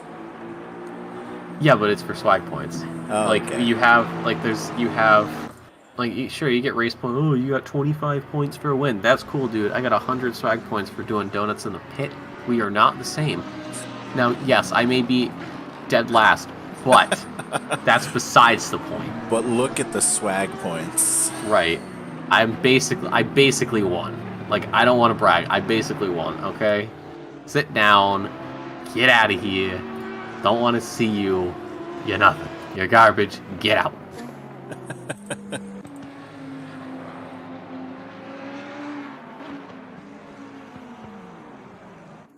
This will be last race for the OOR this week, and then next week it'll be Silverstone. Dave, how are you planning on spending the weekend? What are your Halloween plans? You gonna dress up and go out? I've got a Halloween party that I'm going to where we're doing a Hot Ones challenge. Oh God. Yeah. So we've done it before, and they've got the bomb, which is just awful and hurts. But they were able to get the last dab this year, so we'll Really? see if I have like an insane amount of heartburn Saturday night and want to die Sunday morning. Well, it's like But it's they say, okay. What doesn't kill you probably isn't trying hard enough. What are you going as for your Halloween party? So my wife has started watching the original series of Star Trek God. recently. So we're God. going as like Starfleet officers. Mm-hmm. She was able to find a retro like uniform dress, kind of like in the original series. Mm-hmm. And we got like phasers and a communicator and everything. We're going big. Wow, going all in. Yeah. I was gonna guess you would go as like Moloch. Oh, well, I mean, I don't know if I could do it justice, That would so probably be like a Ryan thing, because Ryan I can see Ryan doing that. Ryan yeah. absolutely would. You Yeah. just have, once you get the accent down, you just like stand at like an intersection. You just wait for the green light. I'm surprised the boss hasn't jumped in the chat yet. I feel like he normally jumps in during the red split. You know what he's probably doing? He's probably just sitting there silently. He's like, you know what? I'm gonna lurk. I'm gonna listen to these guys. I bet, yeah. He probably is. I think he does. Yeah, I think he does do lurking. He's gonna DM us in the morning, like, gentlemen, a short view back to the past. 20 years ago, Ryan told us. Man, it's always nice when like the upper management pops in. You know, they're like, hey guys, see, we're doing your little league justice. We're you know, normal. We're doing okay. We're getting a presentable stream together. You know how it is. But have fun with your little party. I'm not really doing anything at the moment. Whoops. What can you do? I think my friends are like, they might go to a party this weekend. Obviously not on Sunday, which is stupid because Halloween's on a Sunday, and I'd rather not have to go to. Well, when I go to school to hang up, maybe. Then again, it would be Monday. Yeah, no, I don't think I'd want to do that. Tempting fate. Yeah, we normally do like a murder mystery thing on Halloween, but they wanted to do like the hot wing challenge this year. Well, that'll be fun. Alrighty, But so we're through to while qualifying starts, I'm That going really? to Oh, go... they fast forwarded to the next session. Okay, I thought there was like 6 or 7 minutes. Like, what happened to the time? Like, it just left. I'm going to run and grab something to drink, and I will be right back. I will be sitting here having my drink. As we're hopping on board with, where is it? Sam Snelltrain. The Dutchman here in the Lamborghini. Everybody getting their outlaps going, getting some heat in those tires, getting heat in the brakes as well. So we're not going to see anything for this first lap here. Everybody's starting to file out of the pits, trying to get some gaps here so you don't, you know, overtake somebody when you shouldn't or wreck your own lap because you caught up and somebody messed up. So it's a whole thing. It's really fun. We got Duarte pulling out of the pits as well, getting ready to start his out lap and then into the flying lap, and it's just a whole thing. But leading the pack though is Cameron Sansano in the very nice black, blue, and yellow Ferrari. I actually really like that livery. That looks very nice. I might just start using the Ferrari now because of that livery. And behind him is Andy Meyer, the all green McLaren. Just like chroma key that out, just see what happens. Giordano, Salomon, Snelltrain, Clark Geese, Spangler, and DeBidden. I almost read that as DeBidden for some reason. I don't know why. But we've got Sansano here making his final turn, and he's going to begin his first flying lap here at Catalunya. And then quite a gap from him to the McLaren of Meyer, maybe giving Salomon a bit of a tow down the front stretch here. But over the next maybe minute or so, drivers are going to be starting their flying laps here, except for our lovely little safety car. Worked so hard all day, all night. A drink of rum. Daylight comes and wants to go home. So we'll see how things are going. Ike Guy, how you doing? Thank you for joining the stream. Great job there in your split. Pretty solid race. It was really fun casting it. I kind of want to drive it, but I'm still on my sim racing detox, so it's going to be a little while before I hop in the driver's seat. A few things I need to get done first for like real life stuff, and then maybe we'll get back into it. Yeah, for right now, Cameron Sansano, the only person really close enough to run a flying lap of any sort. He's just coming up to Sector 3 right now. We have a big old group of cars there at the the end of Sector 1, start of Sector 2. I want to go back to Zolder. Zolder's a good track. I always had fun there. Yeah, it was an action-packed race for you. You know, a lot of action there. Keep yourself nice and busy. All right, Not busy work, but you know, I am alive. back. Welcome back. You're actually just in time as Sansano completing the first flying lap for anybody here on the grid, and he is going to set a 1:44.3 Meyer coming through with a 44.2, Solomon with a 44.5, and Giordano with a 43.9. So that's actually going to put him on pole. And as I say that, Snell Train doing a pretty quick 43.8, and then we've got Yi with a 43.2. Okay, hold on. Excuse me, sir. What? Where did that come from?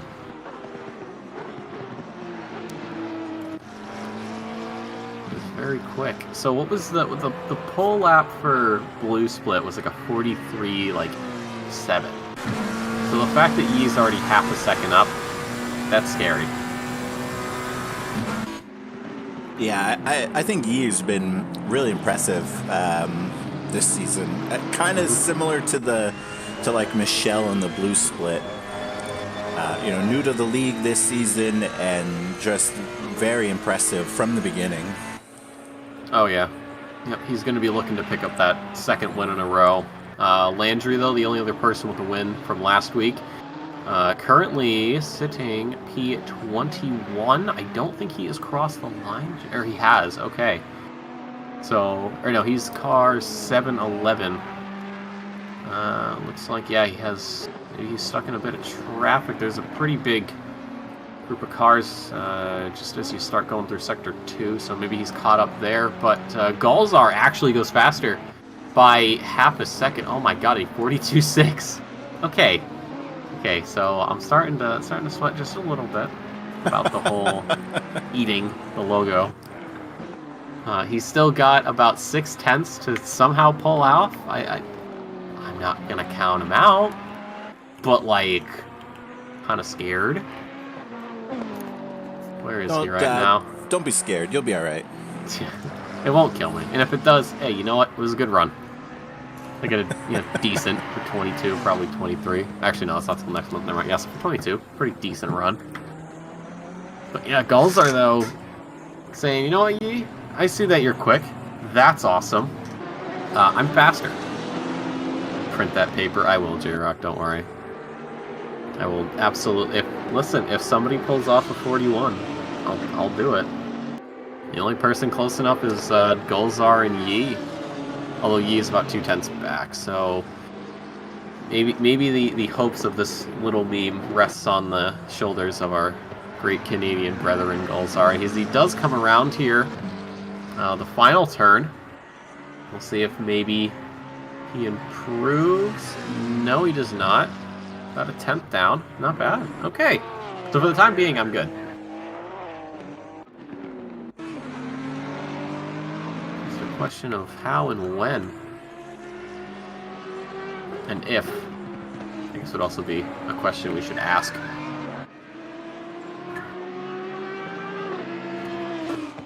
Let's see, who else? 404. Driver not found. Gotta find him. Who's that? Brooke with a 43.4. It's going to put P5 at the moment. Salomon coming through. Currently P4 with a 43.35. Can he improve? The answer is going to be a resounding no. Instead of resounding yes. Giordano with a 44.3, so he's not improving. Yi coming up to the line is a 44.2. Must have split off, it looks like. Clark goes up to 16th. Spangler is 12th right now. And Bidden makes it sticking with P25 at the moment. So maybe we'll see him improve as time goes on. It's still about 4.5 minutes to go.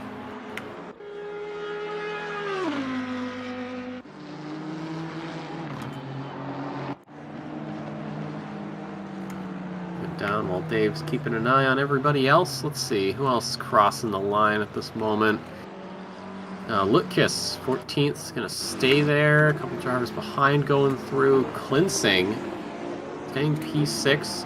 Toth, staying P20, though. Does improve his time, but not enough to do any damage to the car in front. Gold's on 24 right now. Gulzar makes it a 40. Okay, so Gulzar must have slowed down at some point. About 3 seconds back, so for the time being, it's still a 42.6 as your pole for the time being. I forget what that's called.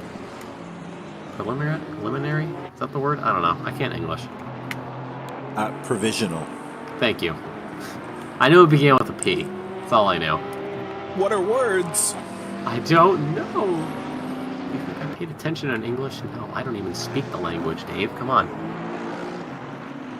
It's okay. Don't you ever question me. So we haven't really seen any improvements from the drivers, though. It's pretty much what it is. Golzar in the pits. Maybe spun out, getting some fresh tires on. Yeah, See if pulling he's back gonna out. try and come back out one more time. Yes. He'll have enough time to do it. So, Yep. is it possible he beats coming his time? back? Yep, him and Yi both getting on. I'm guessing fresh sets of tires. And very little fuel. That's the strat. The less fuel, the better. Sear, though, staying P21 at the moment. Chris Stevens, the BMW 28th up to 24th with a 45.0. And a few other drivers coming across. Lutkus up to 8th. His new best, and Klinsing staying at P6 for the time being. We've got Duarte coming through here. Currently P23 with a 45.0. It's gonna stay, or he must have gone in, so he's now on a flying lap. And from there, oh, it's because I'm hitting enter. That's probably why it's not working. Weird. Yeah, no changes really for anybody. Parks has yet to set a time.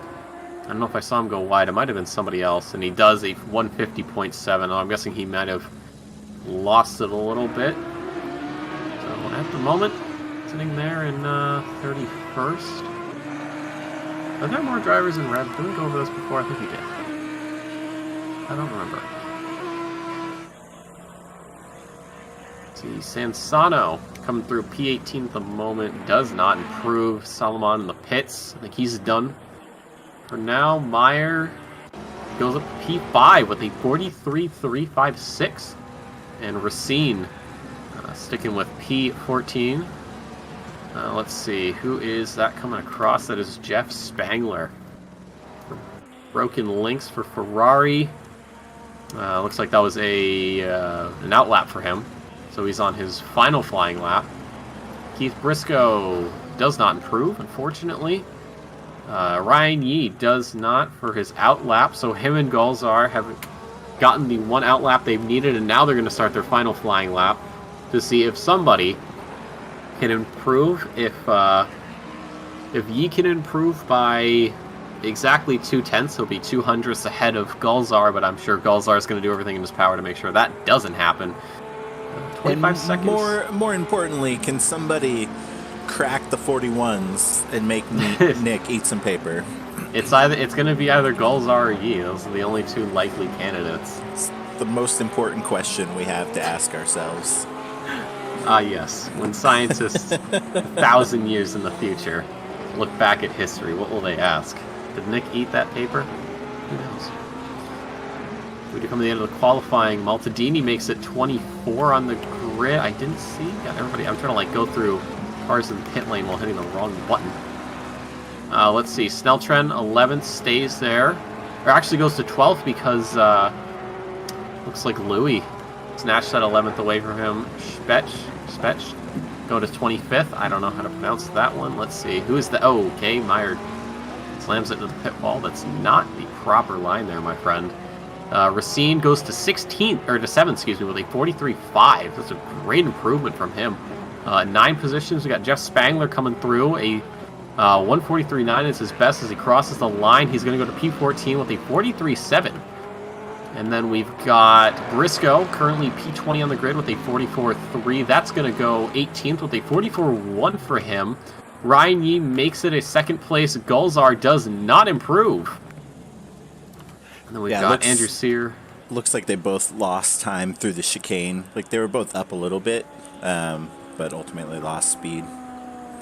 I'm telling you, it's always the chicane. It is. I don't care. It's always is. that little chicane. They called me crazy until it happened to them. Look who's laughing now. Duarte does not improve, which leaves Borden, currently P10, and does not improve. So, Golzar holding on to that pole position by 0.2 of a second, and he has put in the best effort so far tonight for a potential 41. I should probably reconnect race control. I think I got it. Okay, good. You'd ask it nicely. Is pit wall working, or is that still... No, I do not No. believe. I must be doing something wrong. I got like the login info from Ryan before the race, but didn't really get a chance to play around with it. So I'm probably missing a step. Oh, I see. But it's all right. You know, there's always next week. It's okay, Ryan. We're not too upset. We won't hold it against you. I mean, so with Ryan, you at least get audio that works right. You know, voice meter and all that. With me, you get shadows the first time around. Shadows are cool. And replays. Those are cool. So between the two of us, we can really put together a pretty decent stream. So then where do I come in all of this? You're the personality. You're the the face. Personality? I don't have one of those. All right, so we didn't do this on the last race, so I feel bad about that. But I'm gonna go through the standings so far this season for the red split. Bring it up real quick here. You got 30 seconds. Well, 30 seconds till everyone moves, then you got some time after that. Alrighty, so overall, we've got Marc-Antoine Landry in P1, Ryan Yee P2. I should give you points. 365 for Landry, 342 for Yee. P3 is Cameron Sansano with 232 points. Simon Salomon is in P4 with 229 points. And Adrian Bourdon is in P5 with 211 points. So looking at the top of the order right now, Yee potentially could take P1, up towards the front of the grid right now. Salomon could do pretty well. Where did you say Gulzar was, or is Gulzar beyond that top 5? Gulzar is beyond the top 5. Let's see, where is he? He is in P8 with 164 points, and he's actually tied with P7 with 164 points. Who's P7? P7 is Grant Cleansing. Okay. It's impressive, though, that Gulzar's this far up, especially, with cleansing and be based where you qualify based on where you are in the standings. Cleansing is right where he needs to be, but Gulzar is all the way up front. And then, Yee up front as well, so that makes sense. So it's always interesting when you have a driver that's usually sitting, either like the lower part of the front runners, or usually a mid pack who just somehow does an amazing qualifying and ends up in a very good position. So for Gulzar, I think that's very impressive from him to get up to a pole position here, especially seeing as like you said, he's P8, right, in the standings? Yes. Okay. I guess technically P7 because they're tied. Right. But we're gonna say we're gonna give him P7. Why not? I think with this pole, he deserves it. Don't you get bonus points for poles? I think you get for fastest lap, right? Maybe pole 2. I know you get it for fastest lap, but Dave, the safety car's pulling away. Do you know what that means? That means it's time for some carnage. Carnage, I get it. Yeah, carnage. Aha! It's for racing.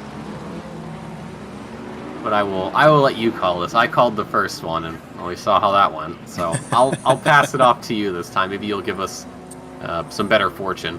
We'll see what happens. Not always up to us. All right, let's hope everybody can keep it tight so we don't have any sort of advantage happen here. They're coming around the final turn. Let's get a good angle here. We'll start with Brooke. They're not looking pretty here. Gulzar just sitting in the middle of the grid. And we're green. Looks like cars are starting to span out there in the back. We're almost 5 wide. Golzar pulling ahead. So far, so good. We'll see how many cars are going to go wide. We got 3 wide. Still doing all right. Golzar is able to pull ahead. Let's see. Oh, we did have some Nissan sadness. We'll go back 10 seconds, try and catch that. And we missed it. We might have just gotten into one another if I had to bet on it. Well, so we'll have to see if those guys are able to catch up. Still relatively close here towards the front. Golzar pulling ahead, but the rest of the order sticking together. Looks like Patterson's able to get around Yi for P2. Let's see what else we got going on here. It's like Snell Train's having a battle with Giordano. Sticking head to head right now. Looks like Giordano's got the advantage here, trying to get around him. Gonna have the inside here, so I think he'll be able to stay in front there. Yeah, pretty clean start from everybody. Yeah, not too shabby. I think I remember seeing something in the Discord. I believe the official account was discussing the start procedure where you're a certain distance from the car ahead of you. And they talked about being lined up on the proper side. So I'm wondering if Golzar might get a penalty for being technically out of place, because I know they did talk about drivers sitting in the middle as being something of an issue. Let me see if I can pull it up actually. Yeah, they did. On the 23rd, it's about 5 days ago. There's a picture of everybody. Giordano went wide and ended up getting passed by Spengler and Snell Train. Now he's got to worry about Keith Briscoe as well. Went wide in turn 1. Looks like he's still maybe having trouble getting back up to speed. We've got Marc-Antoine Landry in the pits. I'm guessing for damage. Yeah, that hood's popped up, so he must have had a pretty hard hit into the wall. Yeah, he was part of that early race collision with cleansing. Got Levine off in the background. We got some people going a bit wide all over the place. So it's people just starting to settle in. Yeah, still letting the tires come up to temp. The brakes come up to temp. Usually takes a couple laps, I think, for those to get operational. Yeah. Jump up here with Jeff Spangler here, see how he's doing. I know if Ryan was here, it would be like, let's jump up to the Star Spangled Man with a plan. Mr. Spangler, what is your plan? Win. I like it. Yeah. Good plan. Yeah. I mean, it's a solid plan. I'm not gonna diss somebody for that. It's not my playbook. Let's see. Fastest lap for Hamza Golzar, 143.374. Okay, that's still what, 7/10 off of his best, or his qualifying position. So, do we see the 41? Do I have to eat a piece of paper? At the moment, no. See if we can keep it that way. I don't know what paper does to the, I'm not worried about the paper. I'm more worried about the ink. What that's gonna do. You'll be all right. I've eaten worse. I've eaten mushrooms. Legal ones. But let's see. Just hopping back through. Yeah, everybody's spacing out pretty nice. Let's see. The only thing that's really close is Yi and Patterson. Not Patterson. Yi is about 3/10, about almost 4 behind. So they're relatively close, getting ready to go through into Sector 3. Yi had a quick peek down the inside and decided against it, since I'm not close enough. But potentially, in the next few laps, Patterson did put in a 44.1 and Yi put in a 43.9. So I think by the time we get to the front straight, if not T1. I think he's probably going to go for a move. Gulzar, though, pulling away. Already getting a 2-second gap here. Just at the start of lap 3. So pretty well for him at the start. But yeah, everybody else kind of just getting through. Another fastest lap for him there with a 143.2. He's about 0.6 faster than Patterson on the last one. So I think Gulzar's, he might already be in that flow state, and we just started. I think he's just going to start banging out laps. Yeah, I think that's pretty typical for him. You know, we've seen that a lot with him in the past. You know, he's able to get to the front and kind of get into the hot lap mode. Oh, what happened to Parks?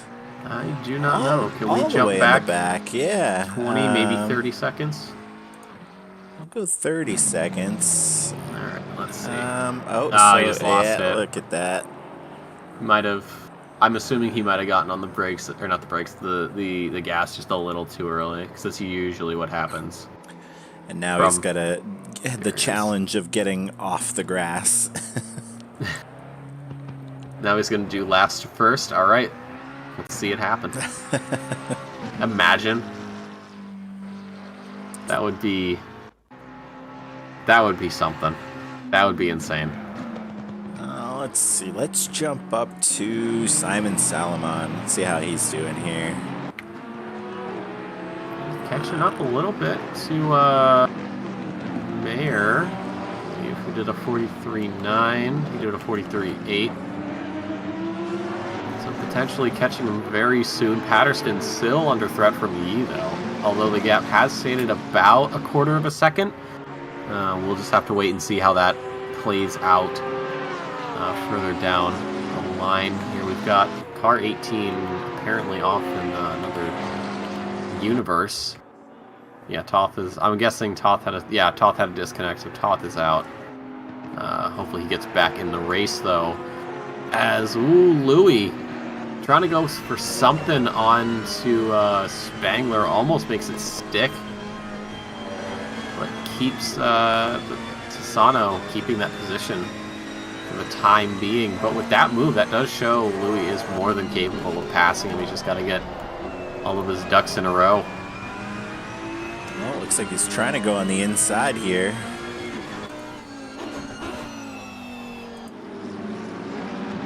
So close. It's so close between those two. A fight for P9 and a decent gap. Or, yeah, P9 and then a nice little gap to P11. I really like his livery. That looks fantastic. It does. I like it. I like both of those cars' liveries. They're very nice. I think when you were gone, I said something to the effect of, like, if I'd use the Ferrari livery, and I guess I'll also throw the Audi in there, too. I mean, I would use the Ferrari just to hear the popcorn. Oh. Now I want popcorn. I hate you. Now I want popcorn. You see what he does to me? Comes in here, taunts me. Dare you? Gives you that right. Got an Audi sandwich here with Ferrari bread. Yummy. Very close. Ooh, Louis. Louis definitely making his presence known here on the back of Sansano there. Let's go back, see if he's able to get around. Closing it. He's barely ahead in turn 1. He might have this. So they go into turn 1, yeah. Sansano's just going to give the position. Maybe he's going to try and sneak it back later for the time being. The Audi gets out of the sandwich.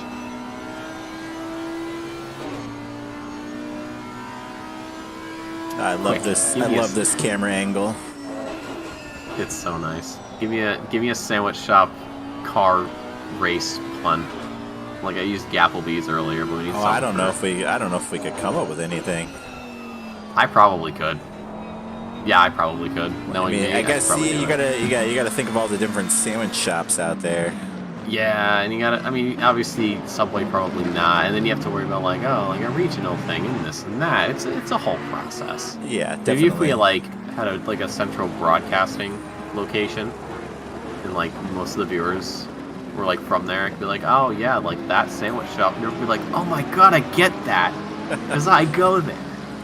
Like, you know, when comedians go to like cities and they're like, oh, here's something about your city that's kind of funny. It's like, it's just like a cheap, low-hanging fruit kind of thing. Which McLaren is that?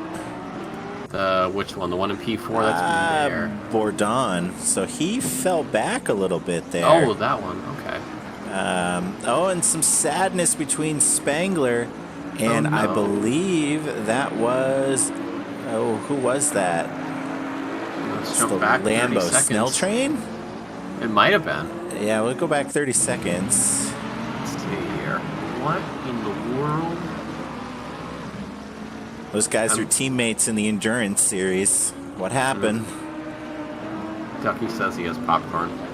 Is it buttered popcorn? Oh, yeah, Oh, just a little bit of a tap there. Yeah, it looks like Snell Train maybe caught a little bit of the curb on top of all of that. Oh, and then he tried to gas it and get in the grass. Oh, boy. If he had just let it coast. Oh, If he man. had let it coast, that would have worked perfectly for him. I kind of So want now to he's bring got up some work to do. I kind of want to bring up his stream to hear what he's got going on, but What words have been yeah, used in the But last that'll 30 that'll seconds? mess up the audio. They'll hear it through the stream here, so we won't do that. Let's see. All I don't know. right, we'll jump up Whatever. to Yi. So it looks like Patterson's been able to gain quite a bit of time on Yi compared to where they were a few laps ago.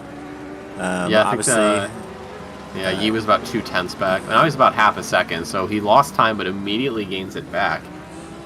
Goals are working on pulling away. You know, we're only about 12 minutes in, so you know, still plenty of time for him to create a gap. And looking at the times, I mean, his last lap was a 1:43.4. Patterson's was a 1:44.2.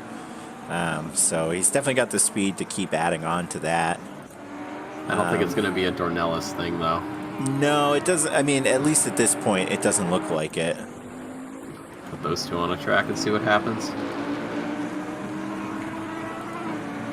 Let's see. Oh, we got a little bit of a battle here between Andy Meyer and Salomon. Salomon's going to try to make it stick through the outside of one, but he's going to back out. Yeah, it looks like he did. Meyer gave him a little shove wide. But Salomon's not backing out quite yet as Brooke catches up. Salomon a little bit too much off the brakes there. And he's going to fall back. And now he's in a McLaren sandwich. Boy, I did not know Barcelona was known for their sandwiches. I always thought they were known for fish. Isn't that what the Spanish have? Fish? Well, it's tapas. You gotta, you know. Oh, that's right, yeah. I could have sworn fish was part. Whatever. I mean, Doesn't probably. matter. They're Gotta coastal. I think well, maybe. Probably. I feel like fish is everywhere. Yeah, well, unless you're like a landlocked country, that might be a bit of an issue. Or should I say it'd be a bit of a fish-you? I'll see myself out. But so similar to the blue split, we do have, you know, quite a few gaps everywhere. I think maybe we'll focus on Sansano and Giordano for now. They're relatively close here, so we'll see. We'll see if Giordano's able to catch up at all. All right, I'll keep an eye on Yi for you, and also just take a peek around the grid, see what's going on. A little pack forming though with or no, hold on, who is that? Oh, that's Landry's back marker. Never mind, I lied. That's not a group. Levine in the pits again. I don't know what that's all about. I don't think Levine had a penalty. I'm not seeing anything in the penalties. Yeah, so far I don't think we've had any penalties. And there it is. You just cursed us. What happened? You just said that we didn't have any penalties. How dare you? Well, I mean, yeah, right. Dave. What are we gonna do? Besides cast. Anyways, Gulzar pulling out another couple of seconds here makes it a 6.3 to Patterson. Yi still 2/10 behind, so still very much within striking distance. I wonder maybe if they're gonna like kind of work together, pull away from Meyer and Solomon, and then start fighting. But for the time being, they're sticking with it.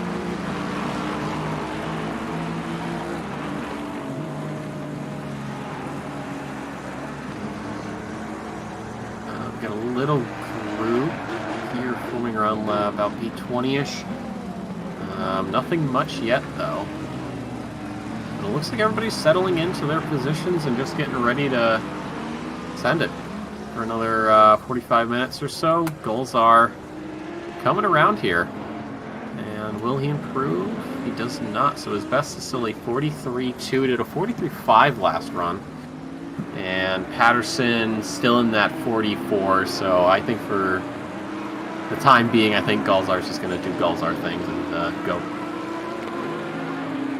I think that's a safe bet. All right, let's see what is going on. Let's stick with Salomon for now, because I think they're the three that are probably the closest.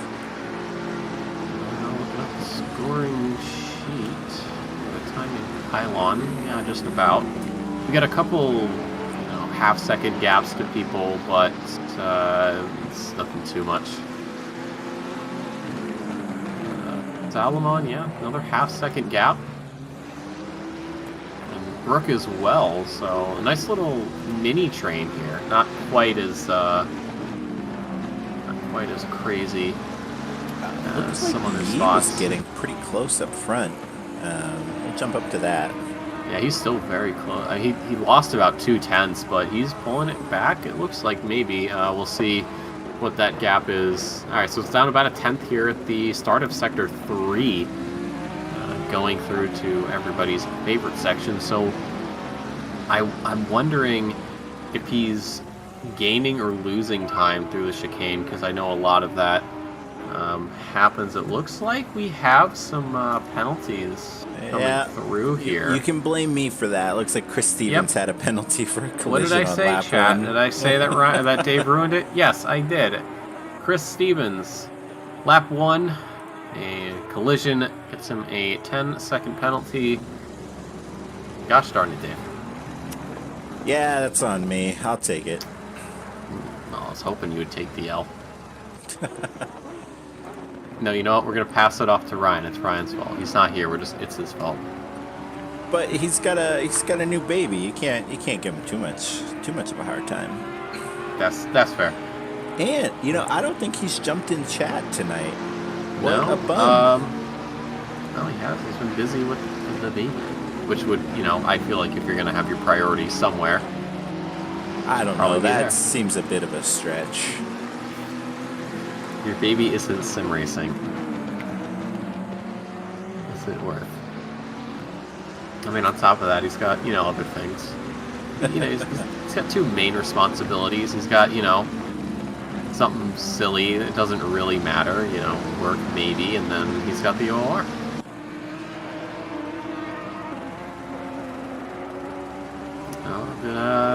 Why would we blame there? Ryan's baby, Hunter? We're not. We We would never do that. We blame Dave for all of our misfortunes. Regardless of... Okay. Okay, sorry, let me phrase that. Tonight, though, just for tonight, we blame Dave. Because Dave just happened to say, oh, we're not seeing a penalty. Oh, the penalty. I mean, one penalty's not that bad. It's a penalty, though. You expect to have at least one. Oh, man, what? Some car Back was... marker. Okay. Back marker from Parks. I think Parks was involved with that spin early. Oh, yeah, Parks was got tapped earlier in the spin. Actually entering the chicane. From, I believe, Stevens 270. I believe he's in the Lamborghini. Let me just jump back here. No, he's in a BMW. It was somebody in a Lamborghini. I don't remember who. But anyways, just getting around back markers right now. It always sucks when you've been out early like that and then you end up just sitting at the back of the race and you kind of just go, okay, well maybe I'll catch somebody. We actually see Clark and who was that? Johnson in the pits. Perhaps damage. I wouldn't know. Yeah, I didn't see any issue, or maybe, I mean, we're at 20 minutes in. Maybe trying to go for a pit strategy here. We've got another car in the pits too. Oh, is that Clark? Yeah, Clark and Johnson are sitting there at the moment. And that pesky safety car sitting in there. Hey, don't be mean to the safety car. I mean, the safety car is yet to put in a clean lap. I mean, come on. No, it's putting in the cleanest of races because it never has a penalty. So perhaps the safety car is on a plane of existence that we have yet to, or that we can't yet understand. Clark pulling out of the pits here. Johnson as well, getting out of his box. As Gulzar just extends that lead. I didn't quite see what it was, but as Patterson crosses, it's almost 10 seconds, so putting on his best Dornalis impression, which is interesting considering they're from two completely different parts of the world, so, well, you know, they do say that imitation is the best form of flattery. They do say that. They do. We don't know who said it first, but someone did say it. Let's go a nice little battle here between Tim Brook and Andy Meyer. A little further back. Some McLaren on McLaren action. Hot. Let's keep an eye on Brook and Meyer, though. As Meyer gets a little bit of a wiggle and goes oh yeah, wide. went real wide there. Yep. You know, that turn, I feel like is tough to kind of hit just right. Yeah, yeah. I agree with that. Oh, you called it. Gulzar getting a 5-second penalty for being out of position on lap 1. Aha, see, I paid attention. So I can read. The middle of the grid there is not where you want to line up. I mean, still at 5 seconds. I mean, he's still fine. Where is he? He's got a 9.6 second lead on Patterson right now. So that's probably going to be like 10 by the time Patterson crosses the line because they've got a back marker to get through, albeit not right now, but relatively soon. So that gap is Patterson in the pits. So it's 10.5 to Yi. Okay, interesting. It's only 23 minutes in and Patterson's already pitting. Let's see, I don't know. Another penalty coming through on Evan Toth. 5 seconds for a collision on lap 1. No, jumping the start. Sorry. Jumping the start. How do you jump the start? Well, I can figure that. Because don't they have it... don't they have a... what is I don't think they do the widget. No, they don't, but I think they have their own way of doing it. Like, well, the OOR has their own, like, thing in place to check it. So I'm guessing that's what they did, because I remember when I was doing my Sprint Series, I remember them talking about it. Looks like Ryan's ears were burning. He came in swinging, coming after Hunter in the chat. I mean, I'm not surprised. Also, I mean, hi Ryan. Be careful, Hunter. The Papa Bear is scary. It is. Got a penalty coming through here though for Lutkis. 10-second a collision on lap 1 or lap 3, excuse me. So now the penalties start coming through because a certain somebody just had to say we weren't having any. Yeah, Ryan, come on. Yeah, Ryan. God. Gosh, what's going on there, buddy? Can't just curse people like that. That's stupid. Alright, let's see if we can find any battles. So far, this split is being very difficult in finding any sort of close battles. I guess we'll watch Keith Briscoe and Steve Davis right now. Okay. Ike Guy saying, from what I know, they have to check them individually if you're over 50 or 70 kilometers, or 50 miles an hour or 70 kilometers. So that sounds about right. Because I remember them saying like, oh, we don't use the widget. That's yeah, I think last season they decided they were going to start really pushing to enforce that, because there were a couple races last season where you look for any advantage you can get, and at the start of the race, if you can get going just a little bit faster than everybody else, it helps. So it's got to do what you can to keep it fair. Yeah, I always found myself like darting back and forth between where the lights are on the screen and my speedometer, just so I can make sure that I'm not going too fast. A 10-second coming in for Snell Train. Another collision here, lap 6. Oh, that must have been the collision with Spangler. Possibly, yeah. Ryan, we're doing pretty well. Everything is working except for pit wall. But that is just, there's got to be at least one thing wrong. Right. But you missed a pretty, I'll tell you right now, a very professional, very well orchestrated blue split race start.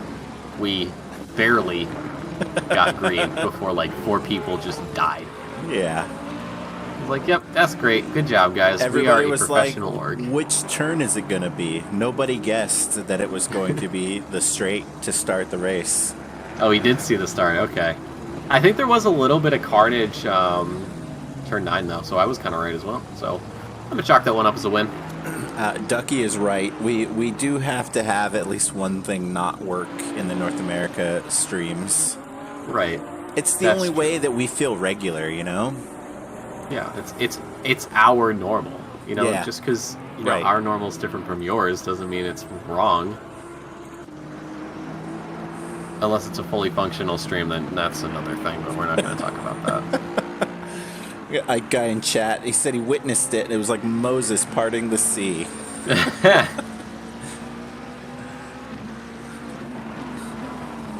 I'm sure it was nice little code brown there. We got some people going into the pits though. Briscoe, pop it in there. Specht. I need to learn how to say that one. But they're the only 2. Everybody else though staying out for the time being. So possibly, I think it is Specht. Possibly some early pits. We'll never know. We're comfortable being uncomfortable. Exactly, Ryan. Exactly. I 100% agree with that. It's A our singular it's NA our race safety. went well. It's our safety zone. That's where we feel at our best. If a singular NA race went well, the world's clearly about to end. Yeah, that's fair. Wise. Does the curse thing work from chat? Don't worry about it. Just know that it does. Let's see. We got a little Ryan, three-way he was going. already cursed. He got taken out pretty early. You did call him. You did mention his star-spangled. The Star-Spangled Man with a plan. We actually do have a. Never mind. I was gonna say we have a battle between Lutkiss, Varnes, It's like and Lutkiss and Varnes going into the pits. Yep, and also the Porsche of who is that? I can't read. Sear going into the pits. Okay. All right. So I think we're gonna start getting pits through here. Lutkiss does have that 10 seconds, so he's gonna be held in his box a little bit longer. We do see the Aston come through of DeBidden, and then another Aston of Maltadini.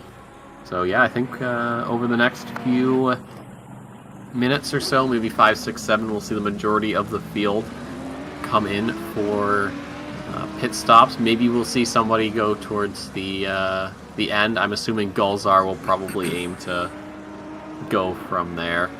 Just do one of those like, oh, there's 10 minutes left, I should probably pit. Yeah, he's got the 5-second penalty that he's going to have to serve with his pit. He's got just about 12 seconds on Yi. Staying out for another lap, it looks like. We'll jump back to Yi and see what his plans are. Doesn't look like he's going to go for the undercut. If I was him, I'd try and pit before. Yeah. If Gulzar doesn't pit this lap, Yi might look to pit. So get the undercut, and then he also has that 5 seconds, so it's more like 65, 70 seconds more or less for Gulzar's pit, which might be enough for him to either catch up or overtake entirely. Yeah, so to me, that's why I think he should pit before Gulzar. So we'll see. Jump back to this camera. I like the TV camera angles. I feel like they're just really nice action shots. It's like you're watching it on TV. Got a guy Whoa. in the chat here saying we need to nerf Dornelis. How would we do that? You know what? We give him a controller. No, because I feel like it would make you feel bad if he still did really good. I got it. DDR dance pad. What if he still was amazing? Wouldn't that just I would make you die a little if on you the give inside? Dornelis if you give Dornelis a DDR dance pad and you put him on track for a sprint race, and this man still wins by quite a margin, I don't even know. I think at that point you maybe bring in the FIA to do some testing, see if there's any like performance enhancing drugs or something. They probably should be like, "Hey, you on drugs?" Be like, "No." Okay. Thanks. So it looks like Yi is going into the pits now to potentially undercut Gulzar at least a little bit. Gulzar did stick out for at least one more lap. Dornelis racing with a Guitar Hero guitar. That would be something. That would be impressive. No, wait. Kinect controls. Have you used a Kinect before? Yeah, years ago at this point. Oh, but it's yeah. Still remember being terrible. That would be something. So yeah, there we go. If we got a nerf Dornelis, give him an Xbox Kinect. I just remember the that like rafting game where you have to like Oh jump. my god, I know. Yep, I know Yeah. which one you're talking about. I hated that. I played it at a friend's house. I'm like, this is stupid. Let's go play the soccer one. He goes, yeah, that one's actually fun. Let's see, what's going on around the block? Anything at all? We got a little train going, or no, those are just back. Actually, Salomon is stuck behind Duarte, so that's for P3 or 2. Yeah, P2, sorry. Duarte is all the way down in 23rd, so he must be a back marker at this point. Yeah, just Blue give it flag, away. yeah, I can see the blue flag there off in the side.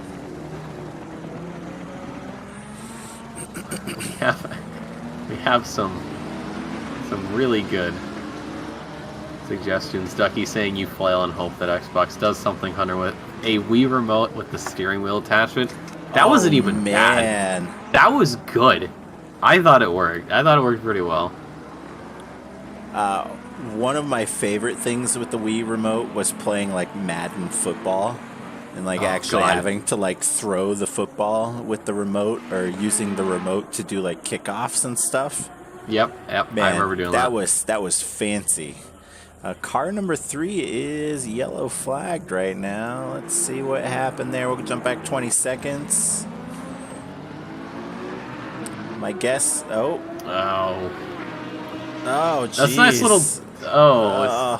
So maybe just put too much gas while he was on the curb there. Yeah. With my experience in the 720S, yeah, it's bad enough if you get on a curb because it's gonna try and kill you because you did that. But yeah, if you just gas it a little too much onto the curb, you're gonna spin. Gulzar though actually in the pit, so he's gonna serve that. He's He already pit in the served 5 it, second. yeah. So he And is. Salomon can't do anything. Did So he Gulzar stay? comes out and he's still ahead. He's still Stay ahead. in first. Wow. Yeah. Solomon in the pits, Brooke in the pit, Meyer in the pit, Louis in the pit. And he's still going to have a pretty substantial gap to Salomon, who is yet to come out. We've got Yi and Patterson, though, going side by side through turns 1 and 2.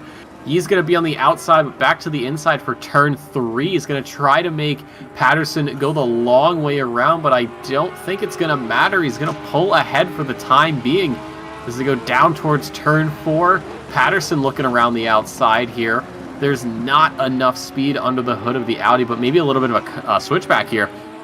So they go through turn 4, closing in on turn 5. Is Patterson going to try to go for something? Maybe another switchback. He is. He's going to get quite a good run off the turn there, but he just sort of has to lift off unless he wants to take Yi out. But Yi in second place now, 10 seconds behind Golzar. So even with that pit, pretty it much doesn't exactly matter. where he was, 10 seconds behind. So looking in chat real quick, Ducky's got an idea for Dornelis, do reverse controls. Okay. So left is right, right is left, gas is brake, brake is gas. Mix that you with gotta maybe Ryan's. switch. You got to switch around the shifters too. Ooh. Because does he? I think he. No, he has paddles. Unless he has an or unless he has a stick shift. How would that work? I'd say combine that with Ryan's suggestion of 0 force feedback, Cruise and Exotica arcade booth. We were talking about Cruise in USA before, so we might as well just do that.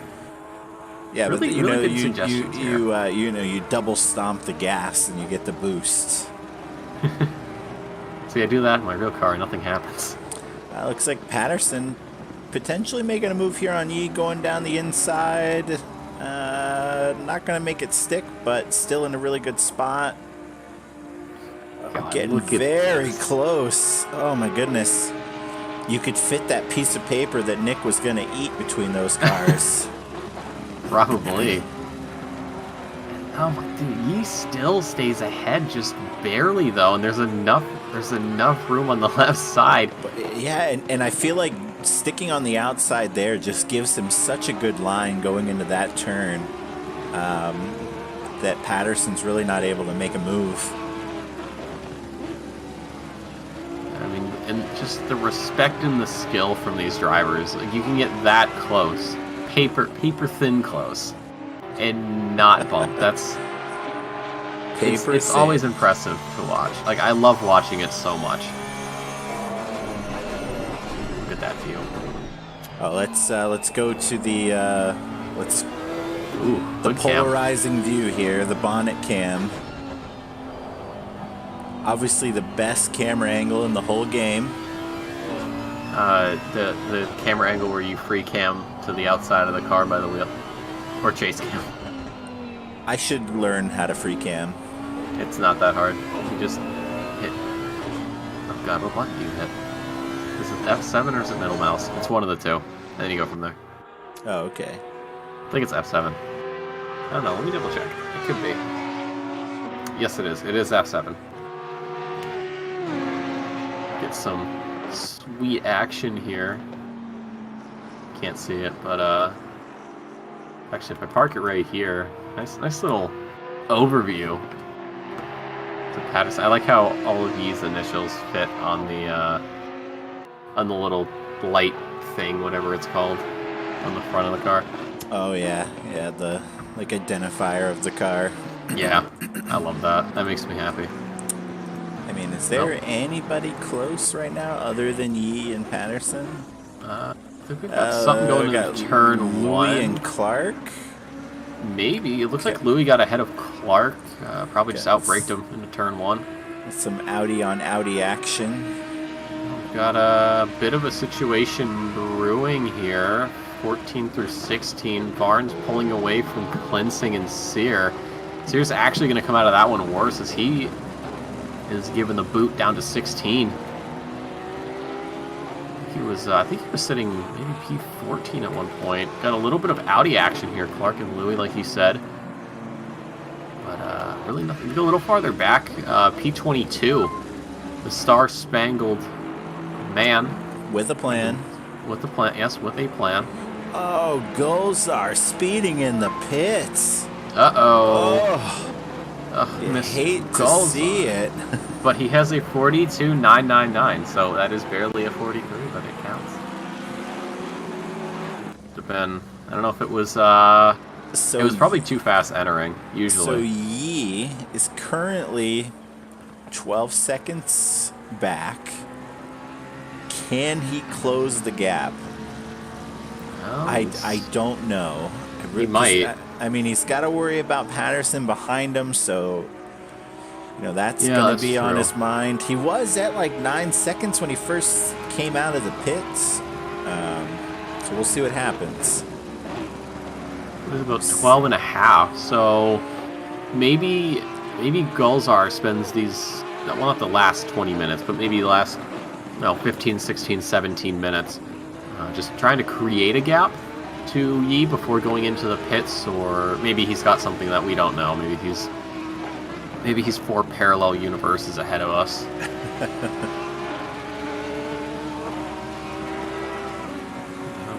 Skipping through the field, really nothing much. A little bit towards the back. I just went over it. I was just supposed to look at it. What in the world? Yeah, 25, 26, 27. You got Steven Lutkus and Maltadini all within about a second of each other.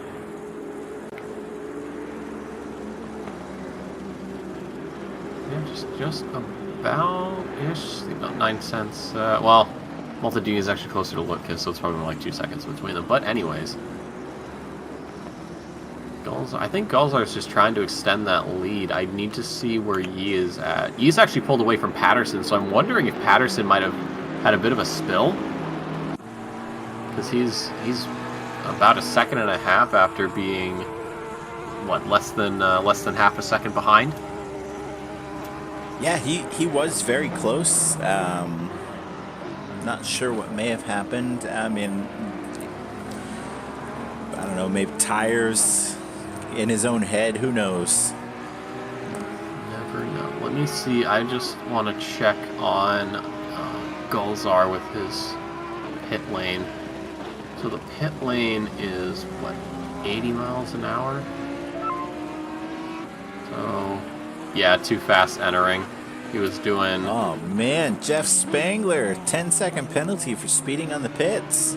Jeez, what is with these guys? And these Speed are all limit- coming, like, after the fact. So these Yep. must be... I mean, obviously this is coming from the stewarding team, not the in-game penalty. So must have been really close. My guess is pit entry. Yeah, Gulzar was doing 35 miles an hour into the pits, and speed limit is 30. And then you said it was Spangler, right? Yeah, Spangler just got Our one. spangled man. Yeah, things are not going according to his Star-Spangled plan. Yeah. Okay, I'm glad we're on the same wavelength. Let's see. Jeff, if you listen to this, I'm sorry. I'm not.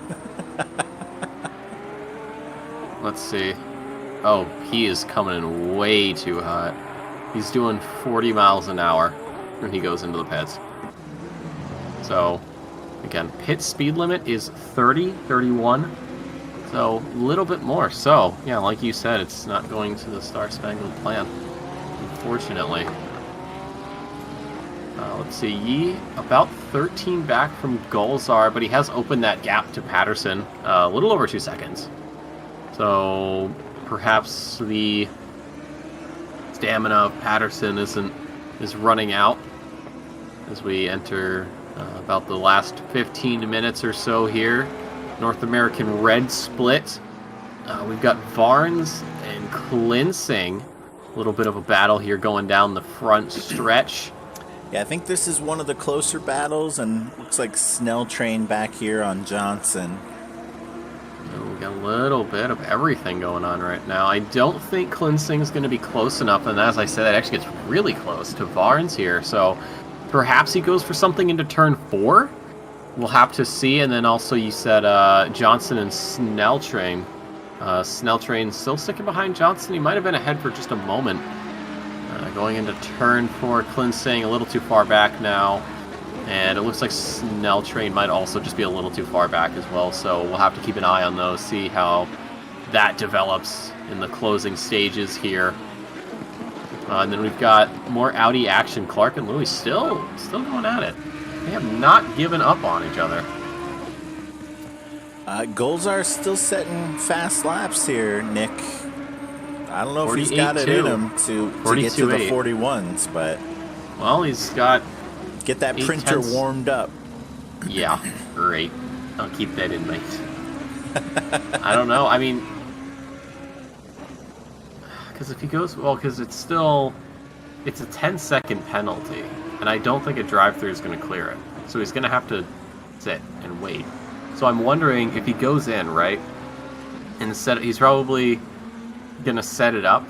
So he's not taking fuel, he's not taking tires, he's not getting any sort of anything. He's just going to be going in, sitting there for 10 seconds, and then leaving. I don't think he'll go in for the pits, really. Not for, I mean, there's no need for him to pit for a 10-second penalty. That's true. Well, yeah, you're right. It'll get added on, so he's probably just going to send it. I mean, right now he's definitely going to stay in first. He's got a 14-second lead on Ryan Yee.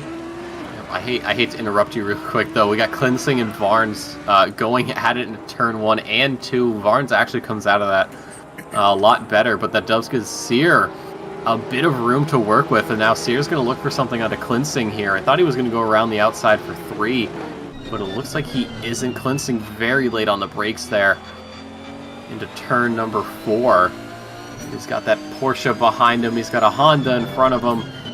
One wrong move and he's going to be dropping, but he's going to try to get around Barnes here. And we just see Johnson in the background, maybe looking to pick up some scraps here. But that's one of the only other scraps. And we've got Stevens and Maltadini. Looks like Stevens went wide at turn 1, so that'll give Maltadini P26 for the time being with 13:30 to go here. Where his goals are. Okay, so we're good. We're still good for right now.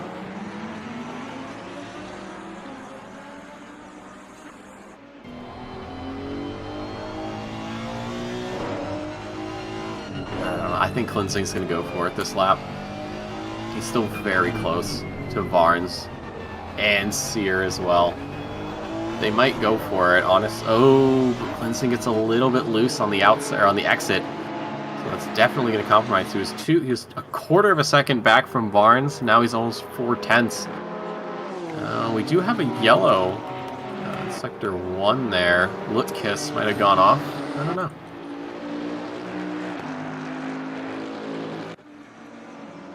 Yeah, not sure what happened, but we'll just stick with these guys for now, I think. I think they are the closest battle. Yeah, looking at the map. I mean, you got a big old train here. This is a massive train. What do you think their last stop is? I don't know. Let's ask Sam Snell Train. Choo-choo. All aboard the Snell train. Looks like Klinsing. Looked like he was maybe going around the outside, but definitely in a position to make a move. Oh boy. Uh-oh. No, he hits Barnes. Not like this.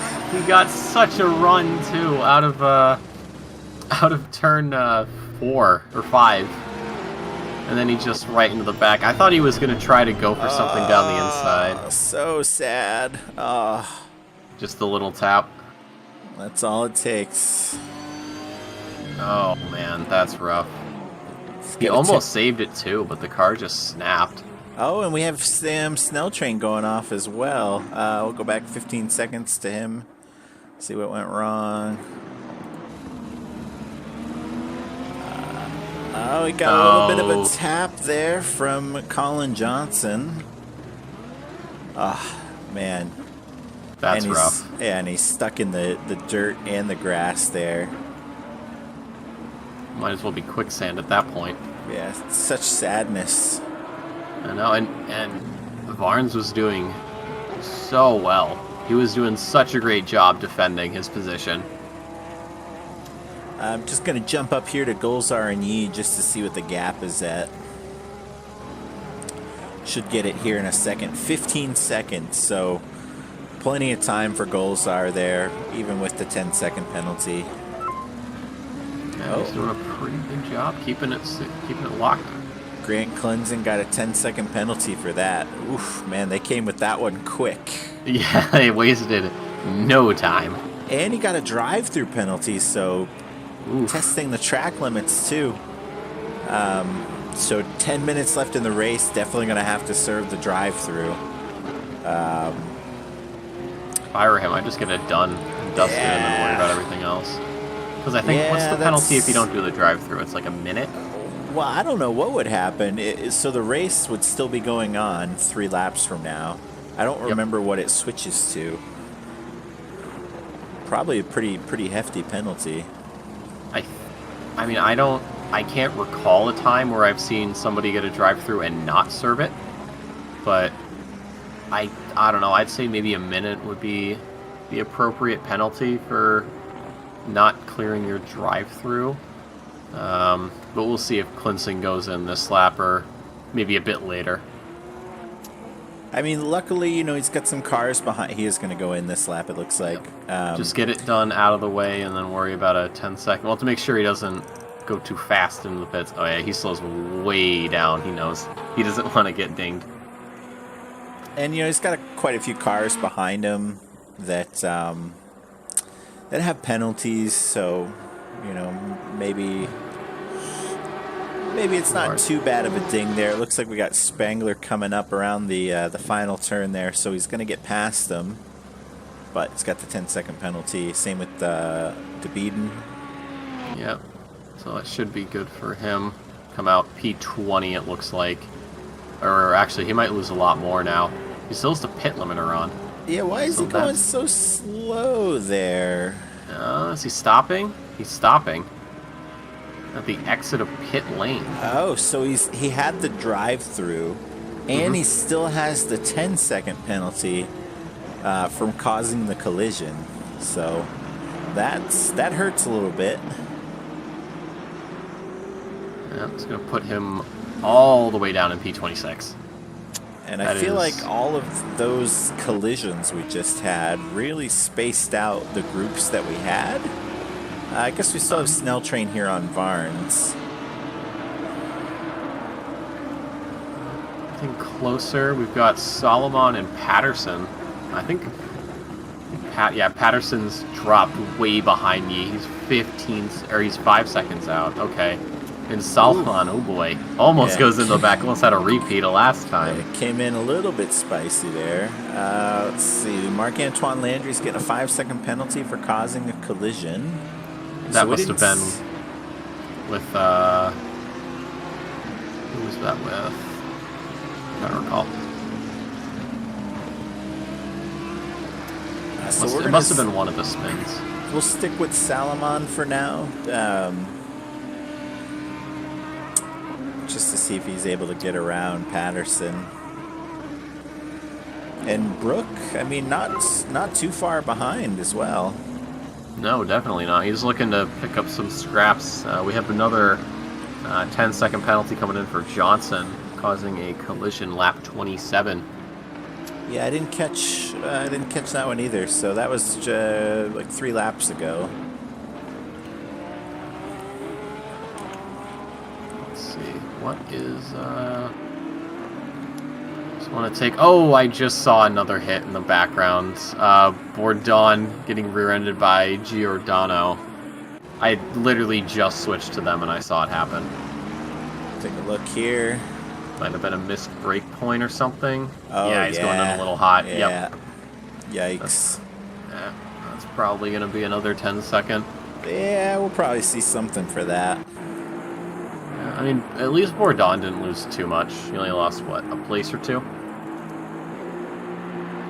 So, yeah. I mean, he is under threat from Sansano, but, you know, it's not like he spun and lost 1.5 million places.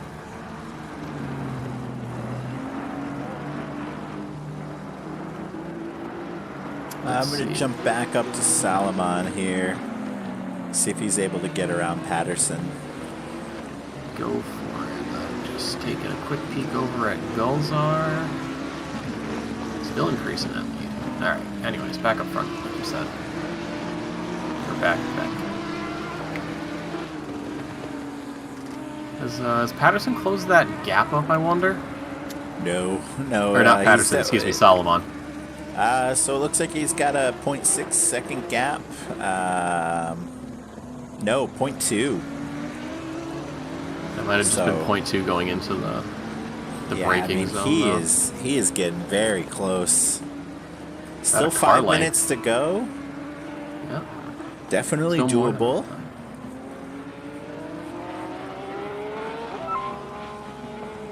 Keep Another hearing race control dinging. Got another penalty from Marc-Antoine Landry, causing a collision.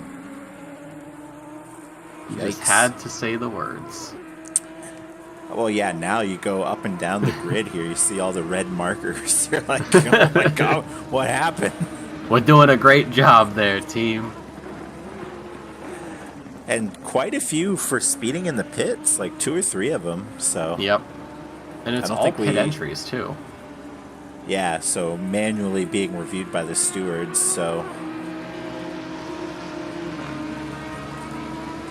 Shoutouts to the stewards though, doing the hardest job here. yeah, the thankless job really when you think about it.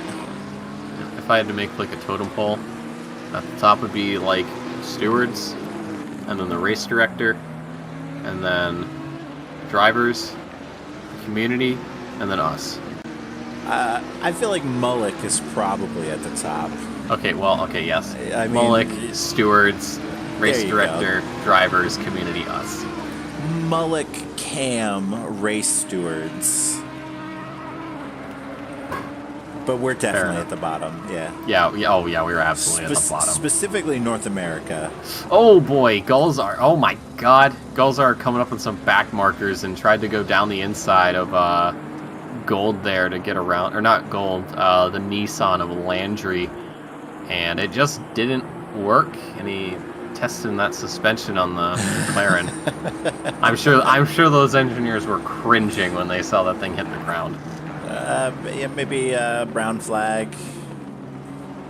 Maybe. I don't know why Gulzar would even rush that, though. I mean, he's got quite the gap. He's got a 14 and a second gap to Yi, so I don't know why he was going to try to rush through that. I mean, just pick them all, well, not pick them all off on the straight, but, you know, just get around them on the straight. I don't know what, and it's the chicane, like, it's not an overtaking zone in any way.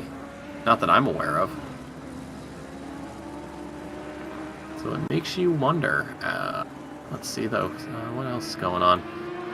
P16, though. Actually, never mind. No, I like assumption is P4. he probably didn't want to lose any time to the back markers. Because any time lost is a chance for Yi to take the win. Yep, he does effectively a 4.5 second gap from Yi, so he's got to be very careful. Right, yeah. I get wanting to get around, but maybe it was just a goof. Maybe missed a braking point or something. Maybe.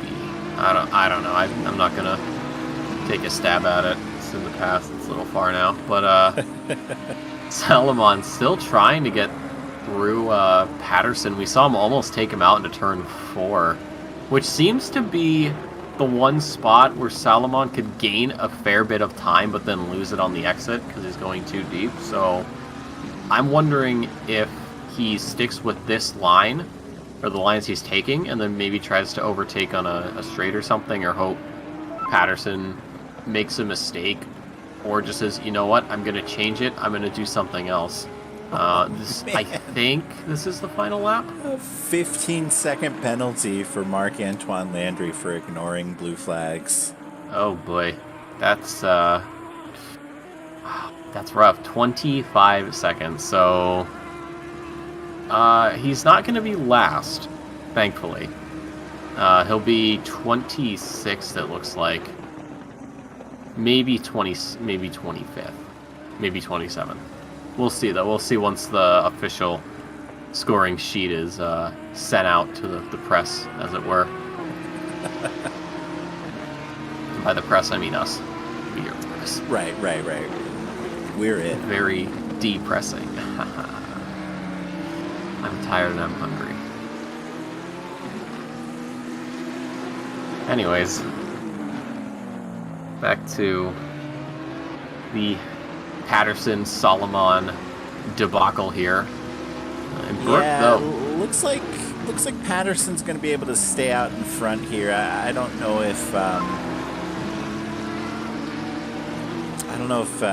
Salomon's going to be able to get around him at this point.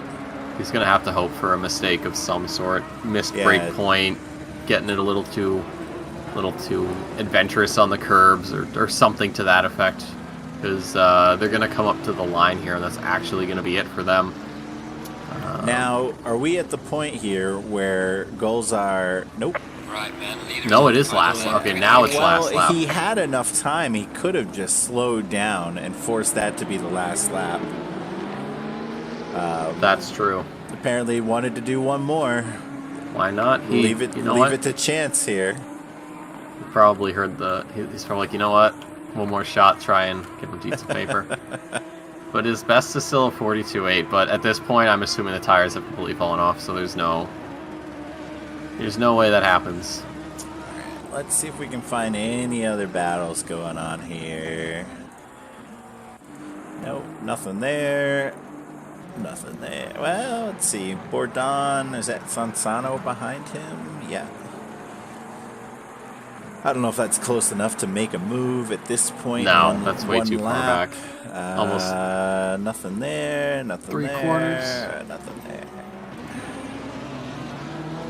It's a little adventurous. Not too. So I feel like Duarte's kind of had like a quiet race, but he's done a really good job of moving up the grid. Looks like he could easily take P16 here. Let's see. Duarte started P26. So on nice. the grid. Very, very nice showing from him this week. As the lap drivers, though, coming up to the line here for their final lap. Where the goals are here is getting he at? through the chicane, coming around the final turn. Currently he's showing as a 15.8 second lead on Yi, so he should be in the clear with the 10-second penalty. Got Golzar passing over the finish line. Got Yi coming through the chicane now. I don't think that's going to be enough, so Golzar is going to keep that P1, it looks like. Yeah. And a late penalty for Giordano, 10-second with a collision on lap 30. So we're still not done with our penalties. Who else has yet to cross the line? Patterson actually holding off Solomon for P3, and Brooke is going to take P5. Yeah, that was a really nice battle there, right to the end. All right, Giordano coming across the line. Got Adrian Bourdon, nothing to worry about coming across. Sansano, Briscoe, Davis, Louis, Clark, no one around him. So we've got Johnson and Sear here, but not really close enough to make a move. Hopefully they all get through the chicane. Yeah. And it looks like they make it through the chicane safely, so we're good there. We'll jump back to Duarte here. All good P16 there. for him, though. That's impressive, especially 26 start. That's incredible. That's an amazing result. And all things considered here, a battle between Snell Train and Spangler towards the end. Spangler having the 10-second penalty, so that's going to hurt a little bit. Mm-hmm. Alrighty, let's jump back to the garage and check out the timetables. Alright, so for the amateur class, we've got Casey Gold, P1, Maltadini, P2, File, P3, Parks, P4, and Levine, P5. Bourdon in the Pro-Am is P1, Davis P2, Giordano P3, Louis P4, and Sear P5. And overall, we've got Golzar P1, Yi P2, Patterson P3, Salomon P4, and Brooke P5. So that's going to do it for us this week. Next week, we will be at one of my favorite tracks, Silverstone.